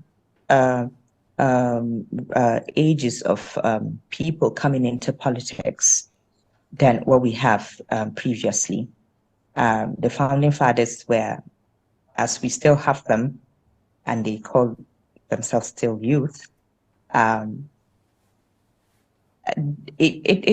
I said, they have undergone, probably a lot of training, somebody mentoring them. But now the difference, striking difference, is we have our youth right now just taking on action without even understanding what it is they want to act on. And that is why I still say that we need them to be mentored. You need to understand how the system works. You need to understand the do's and the don'ts of the system. You need to get what, if I should take the step, how do I make a difference? What are the implications? What are those factors that I need to put in place? And so many things. But now we just see them coming in and saying they want to do things, but without even understanding how to go about doing them. So yes, it is right. What you're about doing is right, but the way to do it is wrong. So at the end of the day, you don't have the result you're looking for. Now, difference between them and the founding fathers, they go in for what they want. We see result, but here we don't. And so we're still clocking back and saying that the youth are still backward. We just keep hearing them making noise and all that. But if we could just step back and understand what it is that we want, get people involved that will mentor us, like we used to have back in the days. People who get the youth understand what it is that we should or they should want, what it is that they should try to do, what it is that they are about to do, and how would it end up. You have to put all this on the table, not just that prompt action, and it won't work for that. Now, talking about the founding fathers, you will observe they were in their 30s when they had to champion this revolution. Now, how do we change this narrative in Nigeria and by extension Africa, where we keep recycling leaders, If you look at the age bracket now, between 50 and 70, and in some African nations, as old as 90, you have them being president, while the young people have been given the backseat. How do we begin to change the narrative? Because power is not just serve a la carte. So what should be done to ensure that the young people are given enough room and chances?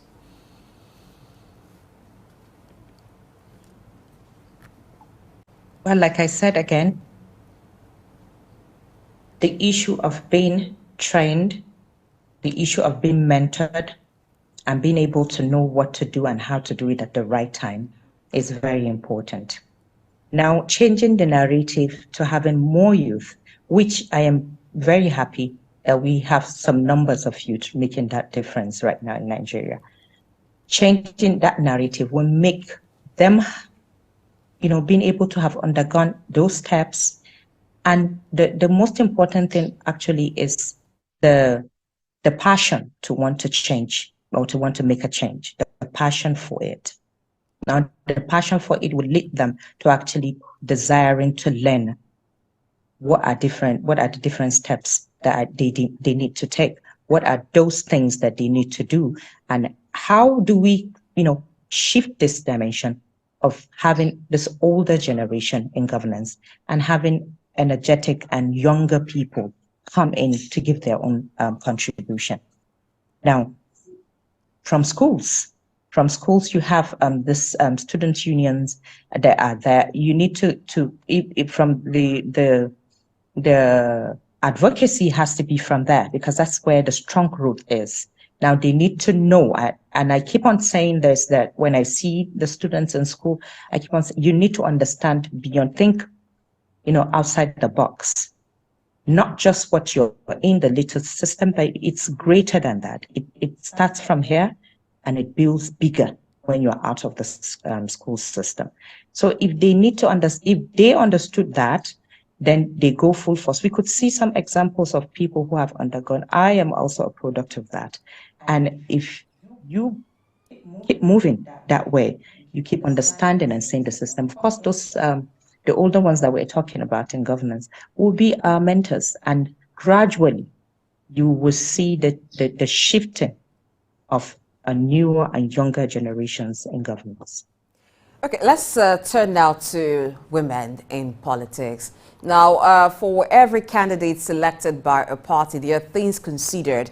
They also consider the popularity of that candidate. How easy would it be for the party to sell the candidate? Are there perceptions that work against female aspirants? And if there are, how can those perceptions be changed? Sorry, I didn't get that.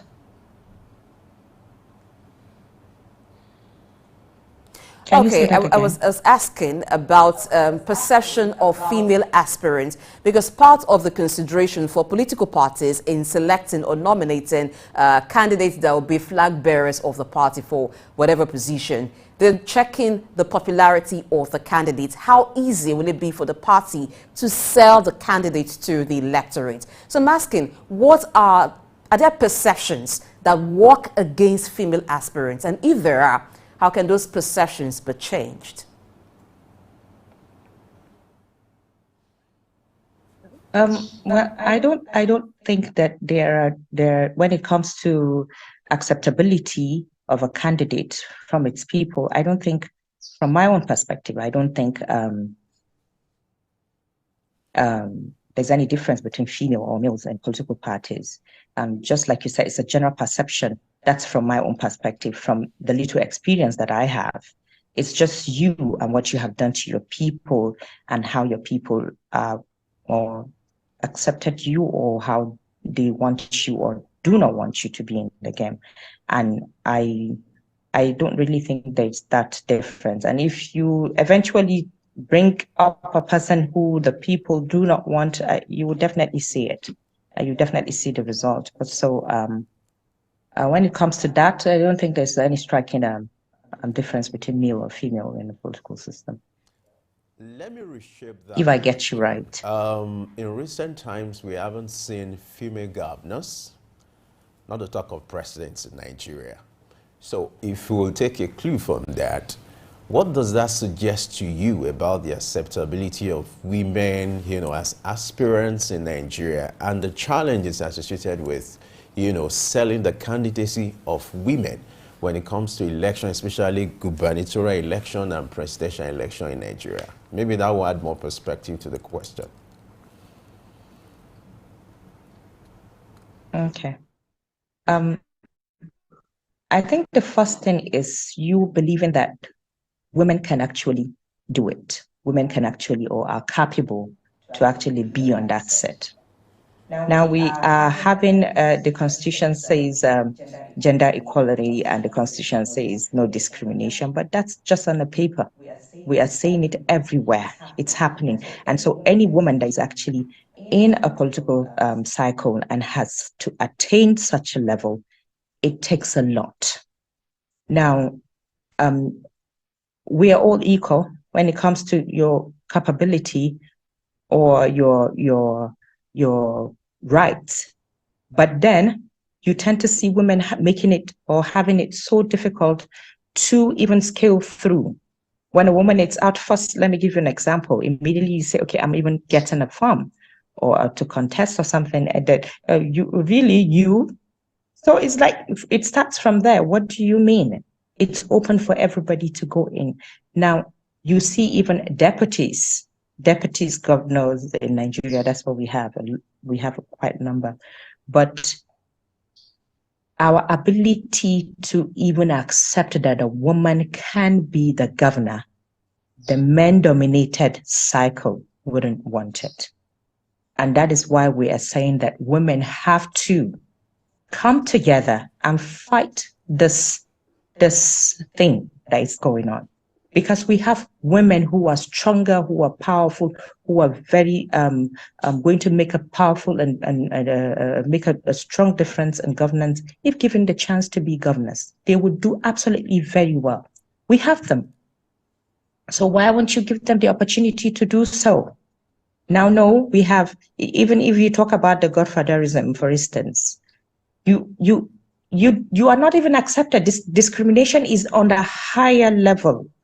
You are just being seen, but you're not accepted. You're not taken that serious to be able to run for that office. And so any I want to say it here that any woman who has attained that position or who has attained that level in politics or even a stronger level, that woman has undergone a lot of pressure. That woman has undergone a lot of factors fighting against her, and she's still standing. And it takes a lot, really. It takes a lot. And like I said earlier on, the party structure has to be reformed. It starts from the party structure, where we see a lot of women in decision-making of who and how do we want women to get involved in it. We have to really practicalize what has been said in the Constitution, and I hope we get it right. Another thing that is also a challenge for women in politics is the issue of funding. How can women navigate that, even with the party structure? That could also be a factor. Yes. How can women address the issue of funding? Stand with the fact that women need to come together. Women need to come together. Women need to have a body. For me, I believe we should have a body where we have our stronger women supporting this upcoming women, where we need to have this body training and mentoring and encouraging and trying to support one another. We need to have this stronghold body, even as we have said that we want women from the party structure. Now, even after having women in the party structure, you have to have other women come in. Buoyant women, women who are ready, who are passionate about changing the narratives and having women build on more grounds in Nigerian governance. You have to have people coming into support, women coming into support especially. So this funding has to be from there. We are supposed to be the ones to actually fight for our rights. We are supposed to be the one, and we out there, we have billionaires and all that can stand and say, hey, yes, a certain number of women, I want to take this. But we see the men do, because the men do that. But the women, we are having it so difficult to do that. And it's a call for us to actually wake up, to actually reform ourselves, to actually figure out, how do we group this? How do we come together and build ourselves in a kind of shall I say a trucking move revolution, kind of, to build a greater women political cycle. So I just hope they're listening, and we need to do that. All right. There's this popular saying that youths are leaders of tomorrow. Don't you think it's high time we changed that narrative by saying youths are leaders of today? Maybe that would change the sense of responsibility. What do you think? Oh, yes, definitely. Definitely, I believe in that, because I author a book titled Yes, I Can. And it's all about encouraging and inspiring young pupils to be what they are. Usually here, I would say from the North, you hear people saying, when I grow up, I want to be this. When I grow up, I want to be. You can start being somebody right now at your age, at a younger age. Now it starts from there, giving them that responsibility, giving them that power to know that they can make a change even at a younger age. Now it's inside something, and that's growing. That's growing with a determination to change something in the world. Now you see kids of about around the world, kids about 8, making a difference. But here we just keep hearing, when I grow up, I want to be a doctor. When I grow up, I want to be an engineer. When you grow up, why can't you do something here? And believe me, the narrative has started changing, because the advocacy has been going on for about 4 years now. And we are seeing young girls, young boys trying to really do things from their community. Leadership is inbuilt, and it's for them being or trying to do that, they're not practicalizing it, and they are obviously going to grow up to become greater leaders, surely. Yes, I believe in that. We've seen youth excel in the corporate sector and in other aspects of the country. But governance is a different matter. And when it comes to governance, people talk about experience being very, very key. But what potential do youth have in reshaping the nation?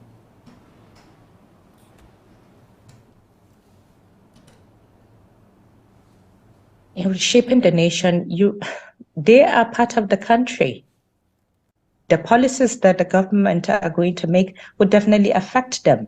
Now, how do you know what their problem is? How do you know what it is that concerns them? And how do you know what it is that will affect or influence them? You have to get them involved. You have to give them that listening ear to come on board and for them to contribute their own quota. That is exactly why I said initially that they are not just being taken serious, but no, they are citizens of this country and they have all rights like everybody does. And so they need to be heard. They need to be involved in the governance of you say experience, yes, but then you have to understand what it is that one wants at the time, because definitely with the experience you have, there are changes. And you work with changes, and that's why we have the older generation and the younger generation. And so all these two categories or two boards have to come together in order to have an effective governance in a country. So getting youth's voice involved is quite important. All right, getting the voice of young people involved is quite important. What a way to wrap up our conversation. Thank you so much for your submissions, for your recommendations, and for spending time with us on Endly Exchange this morning. We really appreciate your thought. Thank you so much for having me. Thank you. I appreciate it. All right. All right. We'll go on a short break. When we come back, we'll continue with our discussion in another light. Stay with us.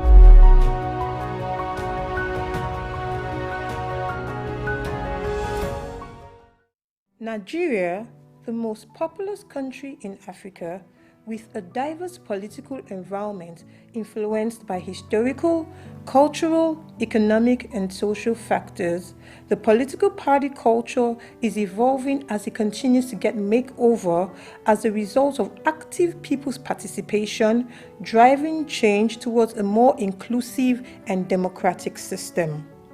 In the past, political parties were often seen as closed clubs run by a small group of elites. However, today, citizens are increasingly participating and demanding a greater say in how their parties are run and what policies they support. This is being driven by a number of factors, including the rise of social media, the decline of traditional media, and the increasing awareness of the importance of political participation. As a result, political parties are under pressure to become more open, transparent, and accountable to their members. One way in which this is happening is the increasing approach of direct democracy mechanisms by political parties through primary elections to select their candidates for office, while some allowed their members to vote on policy proposals. This has given citizens a greater say in the decisions of their parties and helping to ensure that their voices are heard. Also, the rise of new social movements are putting pressure on political parties to adopt more progressive policies and to be more responsive to the needs of marginalized groups. The active participation of citizens is essential in a democratic system to create a more inclusive and forward-thinking nation. Hence, individuals and stakeholders are enjoined to work hand in hand and continually embrace culture that would enhance their political value system. Damilola Ogunjobi, Suk News.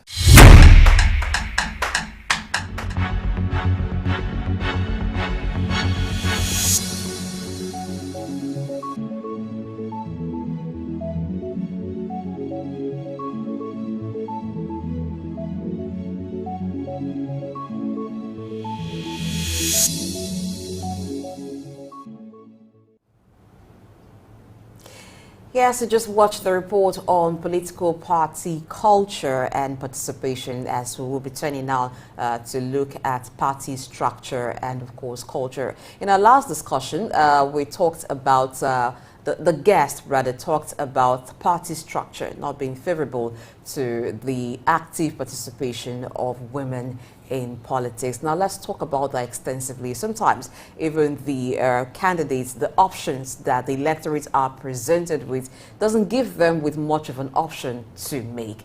But talking to us about that is Dausa Usamanze, who was joining us via Zoom this morning. Good morning, sir. Good morning, sir. Good morning, Blessing. Good morning, viewers. It's good to see you on the other side. All right, now let's look at party structure. I think it's right to always be at the other side to see how it feels. Okay, change is the only constant thing in life, so I like this change. Let's look at party structure. That's what now, it said. The previous guest made mention of party structure not supporting active participation of women in politics. Now let's look at that. Whether it's a woman who is running for office or it's the youth, the party structure or the structure of political parties in Nigeria. What is your take with regards enabling or enhancing democratic process? I think the political culture in Nigeria is still very underdeveloped, as it were. A lot of the things that we see happen around us in Nigeria today, especially in the historical development of political parties, suggest that we have really not been able to evolve that culture that supports a vibrant democracy. That is the real challenge. But you need to really understand from what political scientists refer to as political culture, those sets of basic values, attitudes, that of course people have toward their political system. Now, if those values and attitude that people hold toward the political system are still not well developed, it will be very difficult for you to actually see this level of participation that you to speak of. Gabriel Almond and Sidney Verbal in their very seminal book, The Civic Culture, says there are three levels of political culture. The first being the parochial culture, the second being the what it calls the subject culture, and then the last being the participant culture. And they said that the parochial culture is where citizens feel that they really don't mean so much, and they cannot actually affect the decisions that come through the political party. And I think we are still very parochial and rudimentary in terms of our understanding of what political parties really are. And I think this is the issue that we really need to develop. You know, earlier on this morning, Femi mentioned, you see, the likes of Obafemi Awolowo, the likes of Nnamdi Azikiwe in their 30 were participating very significantly in the political process in Nigeria. Nobody gave it to them. They took it by themselves. There was no elder who was there to determine who was going to be party leader. They took the bulls by their horn because they were self-aware. And I think this is what is actually lacking in our youth and in our women today, that many of them don't see themselves and they are waiting for somebody who wants to serve them power a la carte. And I think that can happen. What will make our political discourse robust is you see people, young people, women who are self-aware, and they have to play deeply into the political game. There is nothing in our political evolution that says women cannot take on very critical role in political party structure, but except that they have consigned themselves to the bottom rung of the ladder, and all that they can get for the women is women leader, and you have youth leader. And I think that is not what it should be. They should be ready to see themselves as participant, active participant in the process, and be ready to contribute both materially, ideologically, to the formation and the development of political parties and institutions in Nigeria.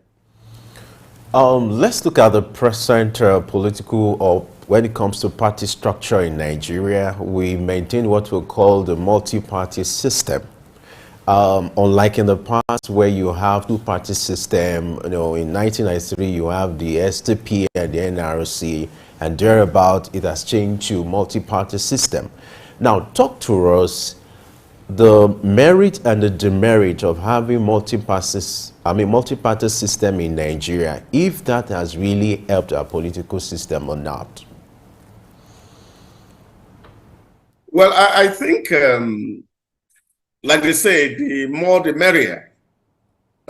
Multi-party system is actually very, very significant for a stable and a varied democratic practice.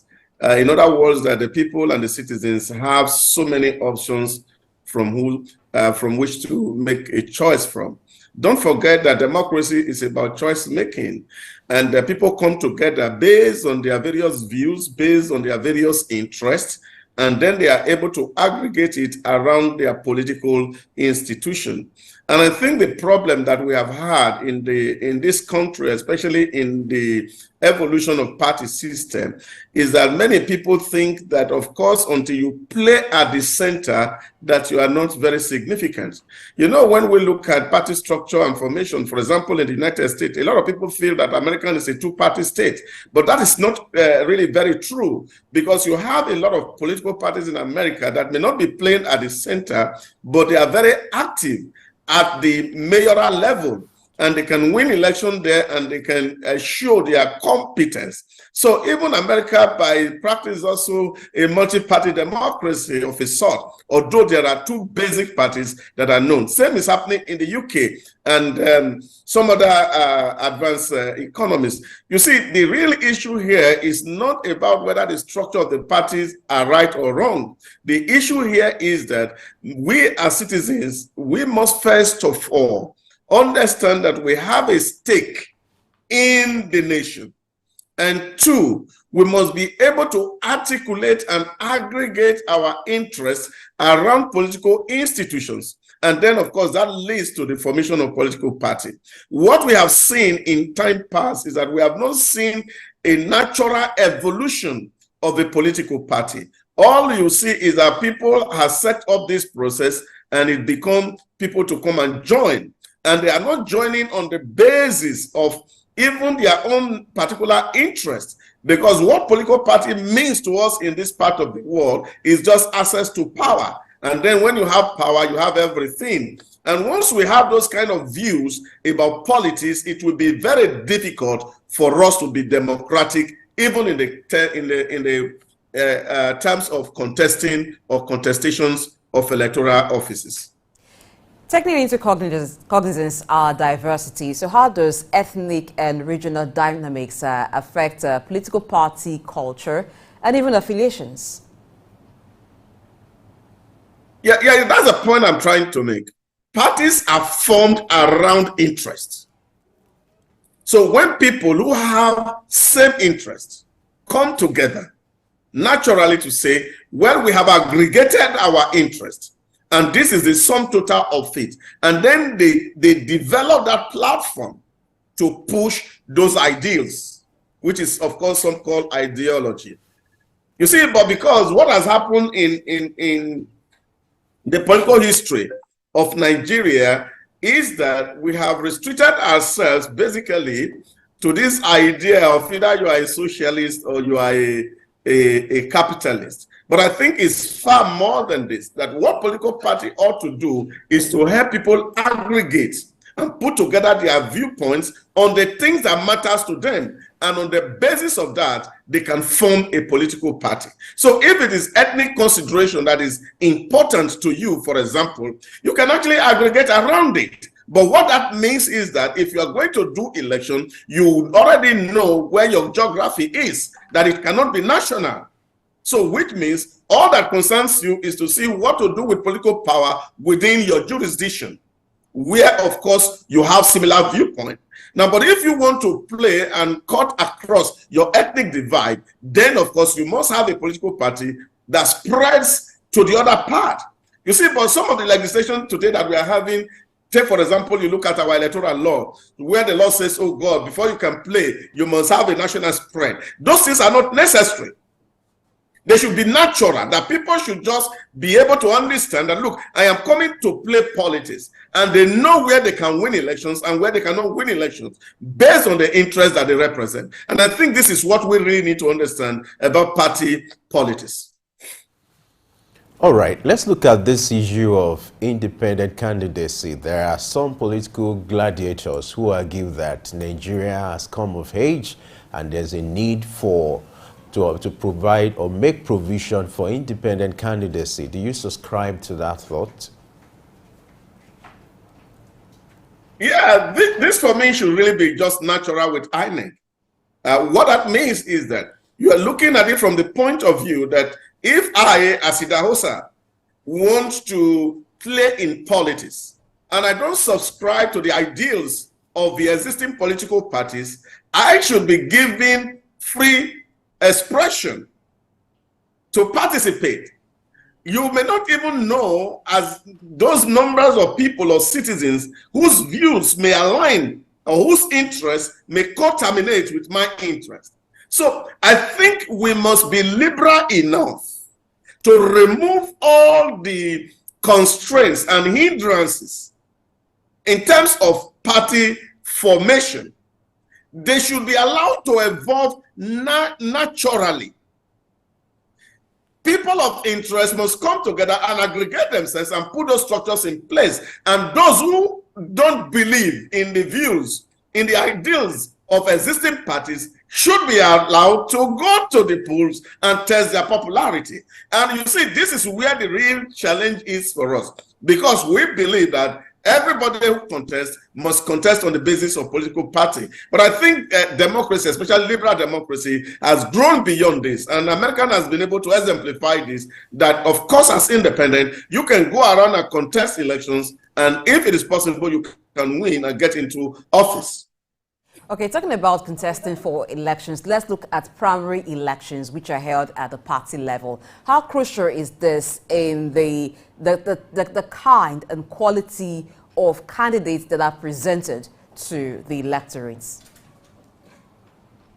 Yeah, I think primary elections are also very critical, because what this really means is that it gives you the opportunity to actually present the very best amongst you to represent you in the context, the national context, for example, or the state context, wherever that election is happening. So you do your primary to select who your candidate should be, really.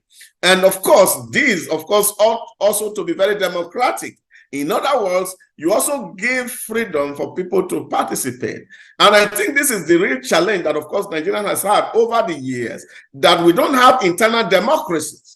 That political parties' primaries, political parties' congresses are hijacked and manipulated by the warlords in those political parties, and they take it all over and determine who gets which office, when and how. And once you hijack the process and you are not allowing it to be free to really give birth to who should be the national person that everybody will support, at the end of the day, what do you get? You get intra-party squabbles. And this is what we have seen over the years. And you remember, some people had even argued, I remember the former president Buhari saying that the undoing of the PDP in the last election was because they could not be able to wrap their hand around all the internal squabbles that, of course, push Kwankwaso out and will be on the other side, giving the freedom or the opportunity for APC to have a sweet right to victory. Now, this is what you have when you do not allow internal democracy, where you are not giving people the freedom to determine who to vote for or who not to vote for. And these are the challenge that we must have to deal with going forward if we must have a virile and a strong democratic practice culture. Let's look at the influence of godfathers. We're talking about godfatherism, which you can't do without it. It happens. But what can be done to ensure that we reduce the influence or the grip that godfathers have on political structure, whereby sometimes elections look like selections? Yeah, of course, you can't take that away from even democracy itself. No matter how much we say democracies are free, you find that there are some people who are very, very powerful within the system, and they are able to actually influence the outcome of the election. That is depending on who they are. Today, we talk about influencers in the social media. It's just having one influencer. If he has the opportunity to say you are linked up with an influencer, there's a, let me tell them that if he champions a cause for you, a lot of people are going to support that view. So we have that happens. And of course, again, in political parties, they're like a gatekeeper who are able to actually really aggregate and put together what the interest of the party is and say, this is the focus, this is what we believe in, and the things we work around. And they have a lot of support base that people who believe in them, people who believe in their judgment, and they feel that these people can help. And then, of course, they can actually push candidacy. This happens everywhere in the world, even including the most developed democracies like America. So you find that you have a political family where you have strong man who is strong enough to actually influence the outcome of your primaries. But I think this should end at the point of mentorship, really helping people to get into how to determine, but it should not move beyond elections, that after elections, such a person will undermine the office of whoever is elected to whichever office is elected to and begin to determine the pace of which policies and decisions are made. Now, mentoring for me is not a big deal, but when it becomes like having somebody as a stooge, it becomes very detrimental to the practice of democracy. All right, let's look at factionalism in parties. We've seen this happen a lot of times in Nigeria politics, where even primaries are held by one political party, and you have this faction conducting their own primary, the other faction conducting their own primary. How does things like this impact the electoral process? Yeah, that's what I've spoken to, because when you have a party system that is not really very matured, is not well developed, you find this happen from time to time. You see, because the whole essence of politicking in Nigeria is all about state capture. And this is where the real challenge lies for us as a people. So you see, people have no ideas. There are no ideology, no philosophy of any kind governing the organization. So you find strange bedfellows come together in the form of political association, and all they are interested in is how to capture the power of the state. This is the problem. So when you have these strange bedfellows come together to form an association, it will not take a time before they start to disagree. So because what is at stake here is not a common interest of a group, it's individual interest. So it becomes very difficult to manage these differences. But what you see that has led into in the time past is that it usually gives opportunity to less popular, least prepared candidates to win elections. And I think this is very important, that people must understand that taking a party ticket is not as important as living your ideal and governing the space where you are contesting for. So we must be able to take this, that you don't need to be the president to actually contribute. All you need to be is that this is our interest, this is what I am representing, this is what I want our party to do, this is the area where we want our parties to play, and this become real guiding principle for you as a party man. Now, this is what is missing in our environment, because all that we are looking for, like I said, is the capture of state power. Talking about strengthening internal democracy, what should be the role of party constitutions, rules, code of conduct? And then let's also look at the role the federal constitution will play in this. Which one is supreme, the party constitution or the federal constitution? And how can that be, used or deployed in strengthening internal democracy within political parties? Yeah, of course, what makes us a country is our constitution. That's the grand norm of the nation. And that supersedes every other law, every other regulation, every other act that anybody can make. So if you have a party constitution, for example, that is at variance or is contrary to the national constitution, to the extent of that variance, that constitution or act is null and void because it does not supersede the Constitution of the Federal Republic of Nigeria. That must be taken in first. You see, but constitutions are just mere guide to determine how people should play or the rule to play by. But the real challenge here we have seen over time in Nigeria, especially as we look at the evolution, the historical evolution of political parties, is that many people even violate their party constitutions. This is a real challenge. And it's not just the party constitution, even the national constitution.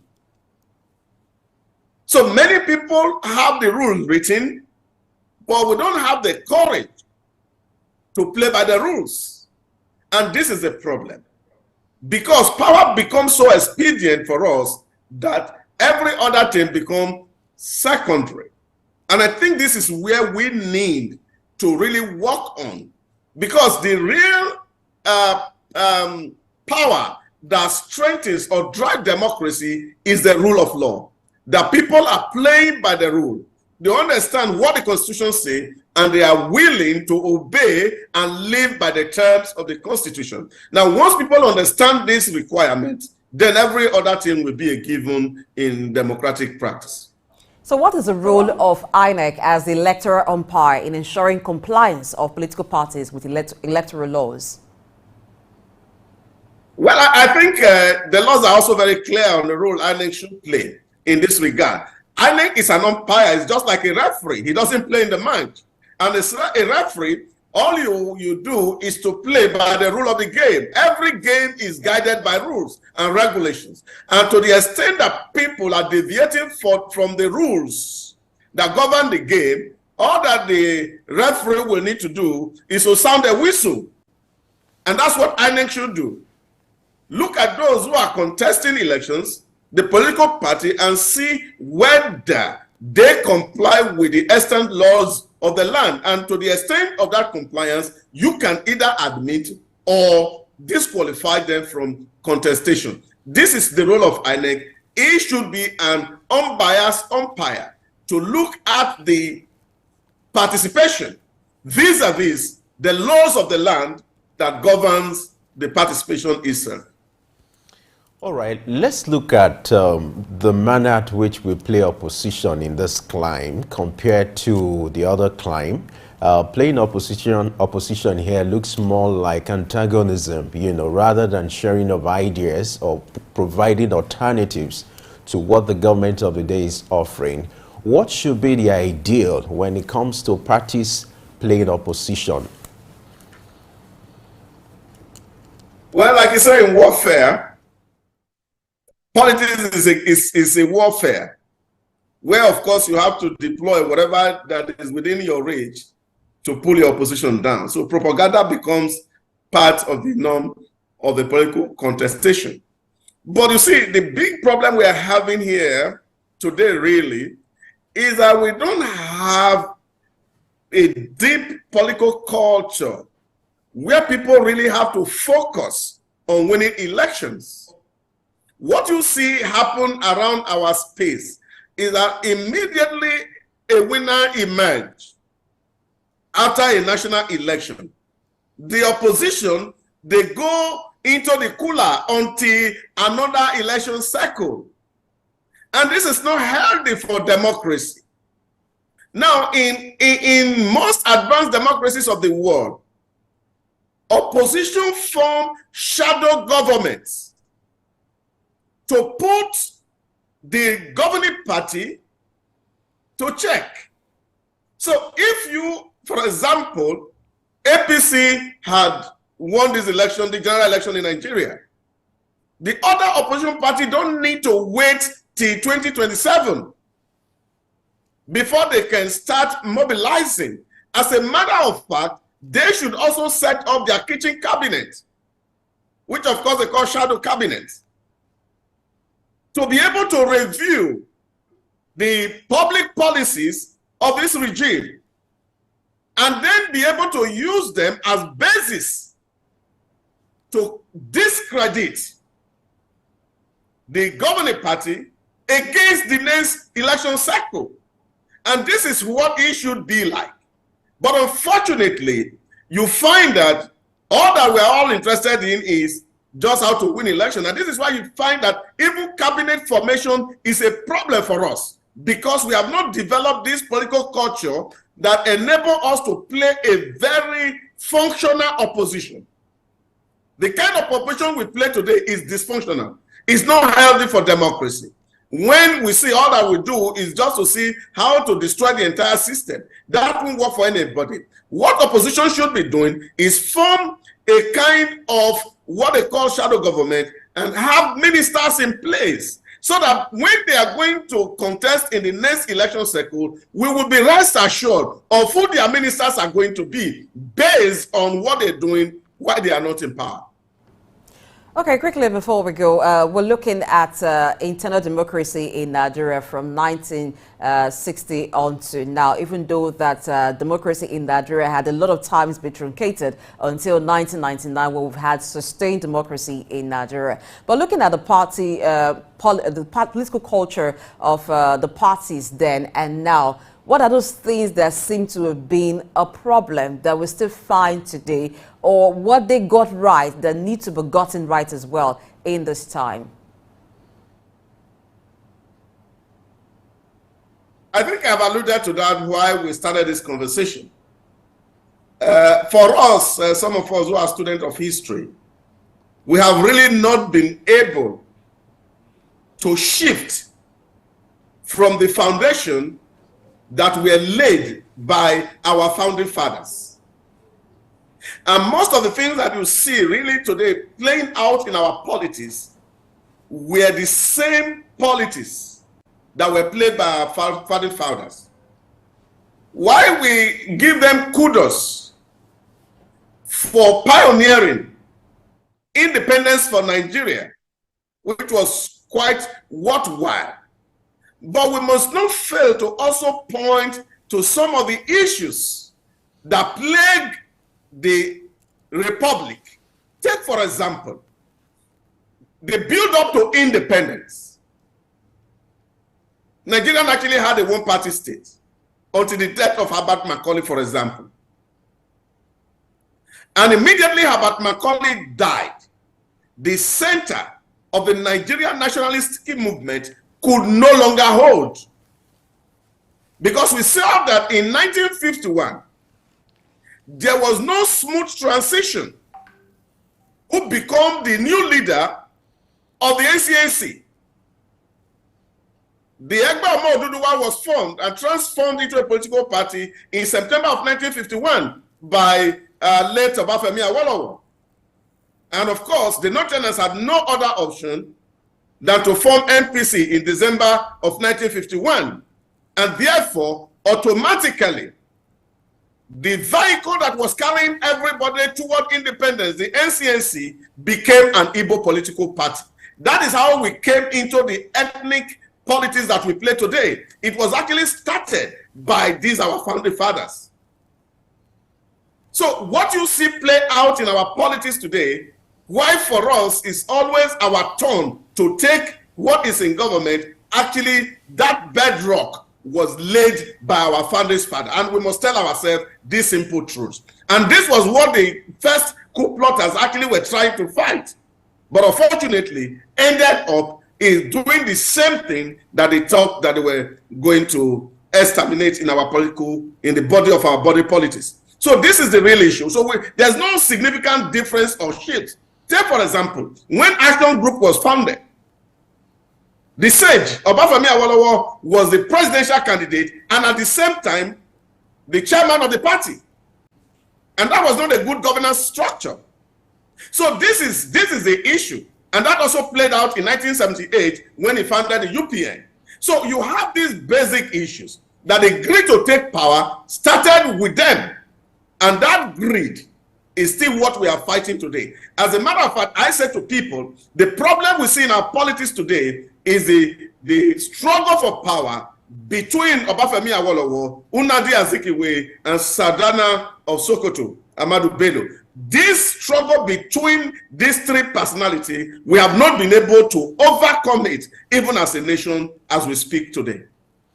That's interesting. Osama Zaid Ozra, Director of Research, Femi Wash Media Limited. Thank you for sharing your thought with us on Early Exchange.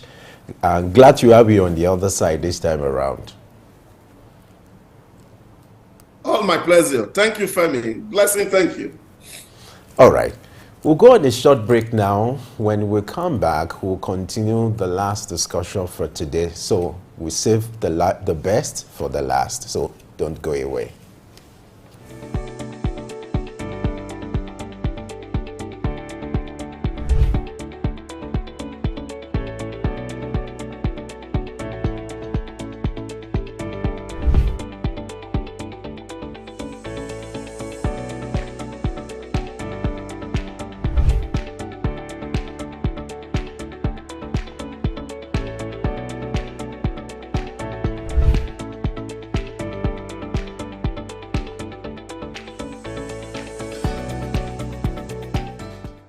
No business survives the long run with a mediocre running it.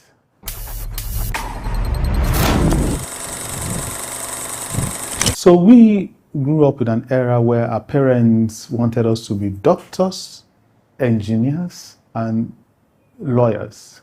And we carry this on to our children. We want our children to go to university and come out to be doctors, engineers, and lawyers. But that is not our role in their lives. Our role in the lives of our children is to help them to find their purpose, what they are passionate about, and give them the opportunities and the resources to pursue that purpose and achieve that purpose, and if possible, help them to build a business out of it. Realizing that it may be totally a tangent with what we are doing or the business we have built that we're expecting them to come and run. They may not be interested in that. And this is precisely what business schools should also do, to help people to find their passion zone, their purpose, and help them to actualize it and make a business out of it. That is the way in which we can have thriving and sustainable people building businesses that they stay with. If we force them to do what we want them to do, which they don't have the passion for, at best, they'll be mediocre. No business survives the long run with a mediocre running it.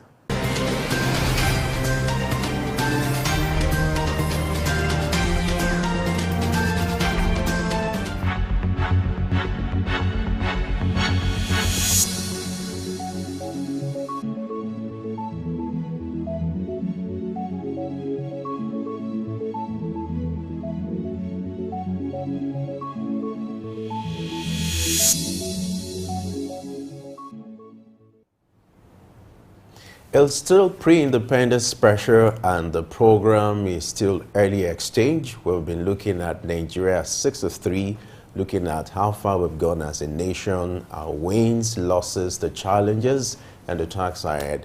Now, we want to look at the judiciary aspect of the government, whereby we want to look at justice delivery in Nigeria. How far have we gone when it comes to justice delivery in Nigeria? And we are being joined by a legal practitioner, that's Barrister Oke Nebidum, who is joining us via Zoom. Barrister, glad to have you join us on Early Exchange. Thank you for having me. Great. Now, take us through a journey from 1960, briefly, from 1960 till now. If you were to do a contrast between the justice system we had then and now, what has changed and how far has Nigeria gone when it comes to justice delivery and as far as the judiciary arm of government is concerned?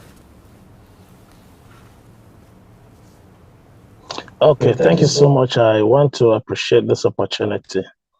Looking at the judiciary from time of independence, we have grown in leaps and bounds. I want to say that we have had the longest time we had civil rule is this dispensation from 1999 to the present. With those interruptions after the independence, like we had a civil war, and then we had a long chain of military interventions. Those had their own impacts in our judicial system too. But we want to also understand that during the military interventions, it is always the judiciary has become or has always been the constant factor because of a truth. During military interventions, the legislature is suspended, but maintaining the third arm of government, which is the judiciary, as a constant star. Now, having it, being explored from time of independence up until this moment, like I said earlier, we have grown in terms of technology, we have grown in terms of population, we have also grown in terms of knowledge base and the global relevance or the global accessibility of knowledge. To that extent, I also want to say that the 21st century realities also happen to the extent that some municipal or some local incidences that happen in a particular country has become almost global, such that the awareness for rights is increased, and peer review mechanism is made easier too because there is comparative analysis almost happening online real time. It doesn't take a month, it doesn't take a week, it doesn't take days for what happened in some extreme part of the world to get across to another extreme part of the world, such that rights and liabilities for individuals as much as corporate entities are being discussed at the global level. The impact is such that the judicial system of a particular country cannot continue to remain bottlenecked within their municipal laws or within their socio-political milieu. It has now become a global factor. So it emphasizes the fact that one wrong in one corner is another wrong in every corner. To that extent, judicial officers categorized into those who are bureaucrats, who work in ministries of justice, and then those who work in the court systems, lawyers at the bar and judges at the bench. The reality of 21st century has dawned on us that we have to up our game. To that extent, I can say that it has come for us with the plus, the minus, and the gains and the responsibilities. That is how far we have gone so far.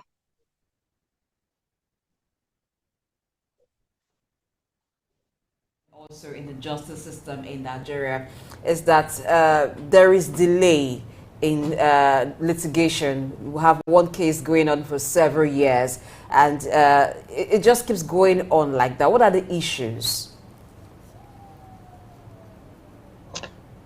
Okay, the issues are the slow pace at which some judicial officers, learn, unlearn, and relearn. Most of those who are sitting in our upper chambers of our courts, most of them graduated or came into practice at a time when the technology that happened to us in the recent times wasn't as ubiquitous as it is today. So some of them are still learning the realities of having technological tools in aid and advancement of justice delivery. But I will also tell you that with the COVID-19, which happened to all of us all over the world as a disruption, it came with some blessings too.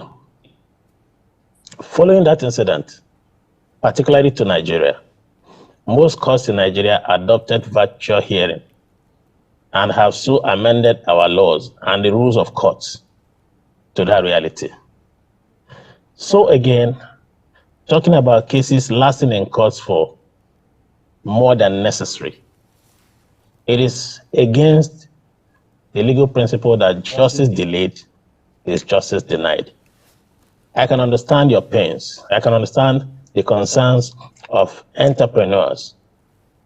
More recently, as has happened or as is happening presently in Nigeria, more than 307 judges of our court systems drawn from our judiciary, from the Sharia, from the magistrates, from the state and federal high court, federal capital territory high courts, and also from the federal high court itself and the Court of Appeal, all totaling over 300 judges, are engaged recently and ongoing in election petition tribunals.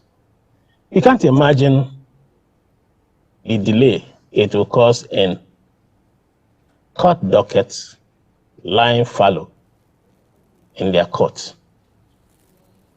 I am also a victim. Most of these cases have to do with individual rights, corporate rights, businesses, contracts, and what you can also look at from the point of view of foreign investment. If a foreign investor doesn't see with certainty the fact that policy-wise and reality-wise that he wouldn't get justice from our court systems as early as needed and as urgent as needed to protect his corporate or contractual interests, is a minus for foreign investment. So it's a very serious concern.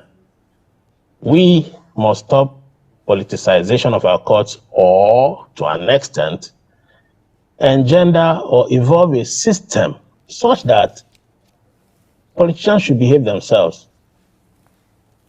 And in reality, a situation where the ballot box and the democratic system of exercising our franchise through open ballot system of voting will determine those who govern us, rather than having our leaders churned out to us through the gavels and the courtrooms.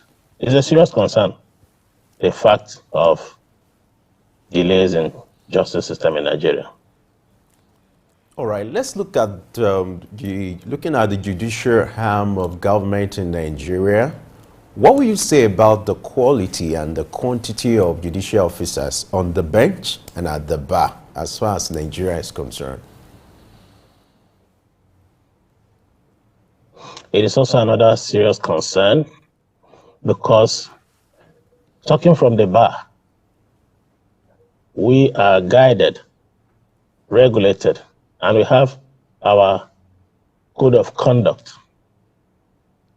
as established by the Legal Practitioners Act. That act is an act of parliament regulating the practice of law in Nigeria. Also established are the Legal Practitioners Disciplinary Committee. This disciplinary committee has the latitude to discipline errant attorneys and counsels, in fact, general practice in Nigeria. The extent it has gone in achieving that statutory mandate leaves to be imagined. A situation where determining what is fit and proper and determining what conduct has been adjudged unprofessional is a serious concern. And we have not seen as many legal practitioners of the rank of the silk being punished, because most of the infractions, so to say, and most of the shopping around for conveniences, you get, for example, the High Court of a state going to court belonging to a state, and imagine giving out judicial order that a particular politician, probably a serving governor or an ex-governor, should not be investigated by EFCC, and making such orders, making them permanent. It is laughable, because it is judges that read out those judgments, and it is senior lawyers that file those frivolous actions in court. Sometimes they even file frivolous appeals, dragging a matter that is supposed to have been decided one way or the other on point of technicality, and they will drag it longer than necessary. That is on one side. The next point you raised is the question of the appointment of judges. It has also been politicized. Sometimes you see judges of character, candor, and learning remaining in a particular spot for a long time when they ought to have been elevated from one level of judiciary to the other, both at the state or at the federal level. And oftentimes you hear some languages that the governor doesn't trust him, or that he is not, or she is not malleable, that she can't be controlled. Why would a legislative officer, or why would an executive officer like the governor of a state wait until he sees a character that is usable in quote before that person could be promoted to a judicial office? These are realities in our times, and they are very worrisome. Okay, because of the issues or challenges sometimes with the judiciary or legal system, some persons turn to the use of informal conflict resolution mechanisms. What are some of the main conflict resolution mechanisms we have in Nigeria, and how can they be made more effective? Thank you. Recently, the Federal High Court, in its Federal High Court Civil Procedure Rules 2019, established the Federal High Court Alternative Dispute Resolution Court.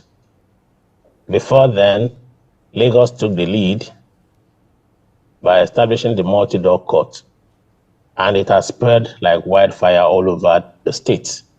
Most states of the Federation has multi-door courthouse, by whatever name called, but they are for the same purposes. What are those purposes? Alternative dispute resolution. Alternative dispute resolution has to do with arbitration, negotiation, mediation, and conciliation. These are four major tributaries through which matters get resolved. And the beauty of alternative dispute resolution is that any judgment that arises or that is a product of that process is a consensual judgment. What do I mean by that? It is consent judgment because it was reached not through adjudication, but through the consent of parties. And I can authoritatively tell you also that judgments that are reached through conciliation cannot be appealed against because it is consent judgment. It is one of the fastest means of getting disputes resolved. And it is heartwarming to confirm to you that most of our courts adopt that mechanism. And it has been a saving grace from litigations lasting longer than necessary in our courts.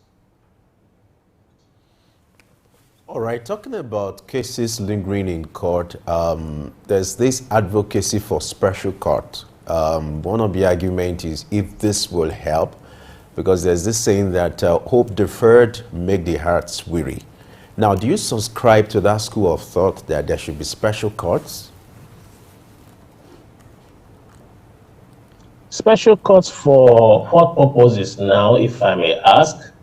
For example, the Constitution is replete with what we can call special courts too, because the judicial powers of the Federal Republic of Nigeria is vested on the courts established by the Constitution, starting from the highest court, which is our Supreme Court. And then it dovetails down to the non-courts of records. I can tell you for sure that the powers vested in these courts makes it possible that the courts can dispense justice as fast as possible. in a situation where, for example, parties has come to court and the presiding officer sees that the matter can be resolved, the court can sue motu, that is unilaterally exercising its jurisdiction by its inherent powers, refer parties to ADR established by that court. I have been a beneficiary. Most of my clients have been beneficiaries, and it's pressed across. Parties can as well on their own approach those courts or approach those multi-door courts. And the situation where resolution is reached, it can be passed through the courts back again for endorsement as consent judgment. So I can tell you that, in essence, the judicial powers vested in our courts is of a wider latitude. It gives the admin judge powers to distribute cases, allocate cases, assign cases, as the case may be. And in assigning those cases, in direct answer to your question, cases that come to court, some come as fundamental human rights protection, some come as ordinary contracts, some come regarding maritime, some come regarding banking, some come in form of crimes, special crimes like corruption. So the call and hues and cries has been made so loud that criminal courts should be established or special courts should be established for EFCC matters. I don't subscribe to that view because, for example, the National Judicial, the National Industrial Court is established particularly for labor issues. And in every of those courts, you know where to go to. But when it has to do with crimes, I know of assurance that the state high court and the federal high court, federal capital territory high court has the jurisdiction to treat corruption cases. And like I said, the admin judge in those courts have designated divisions. Let me use the Lagos jurisdiction, for example. In Lagos State, when you file a matter at the court, at the process section, there's an ACR, Assistant Court Registrar, who, as the registrar of that court, looks into the claims and determines that this is a land matter. The case should go to land division. This is a family matter, it should go to family court. This is a commercial matter, it should go to commercial divisions. And most courts in the Federal Republic of Nigeria has those divisions. So what else? How else would you want special courts if not this way? What they are asking for is already in existence and is already in practice. Most judges in some courts have their dockets. 90% of cases assigned to them from the admin judge on a particular subject matter. And I can tell you, it has been helpful. Except, like, ideas are very fertile and the ideas are very universal. If they come with strong arguments and it so carries the day that special courts should be established as in corruption, this and that, probably too, it can be established. But I tell you what in essence they need is regulation through the civil or criminal procedures of those courts. Well, thank you very much, essentially Esquire, giving for consequences your time. to frivolous applications. All right, thank you very much. Consequences and punishments to frivolous applications. We're out of time on discussions today. We wish we had more to look at other issues as it concerns justice, delivery, and conflict resolution in Nigeria. Thank you very much, Inebidum Esquire, for availing us your expertise today. Thanks for having me. All right, that's the show today, and so that's how we can clear the pre-independence series that began on Monday and has ended today because 1st of October is Sunday, and that will be Nigeria's 63rd independence anniversary. My message to every Nigerian as we prepare for the independence anniversary is to keep hope alive. We will still see the Nigeria of our dream come to pass. It is for us to also do our duties, the roles, our civic duties, that which we can do to ensure that Nigeria is built. We should all put that effort collectively and build the nation that we hope for. I am Blessing Aichi, and happy independence anniversary to every Nigerian, both home and abroad. Femi. And this is just to let you know that we have a special package for you on October 1st and 2nd, and I want you to prepare for that. Don't forget you can do a catch-up on our YouTube channel and our social media platforms. I am Femi Ayodele. Bye for now.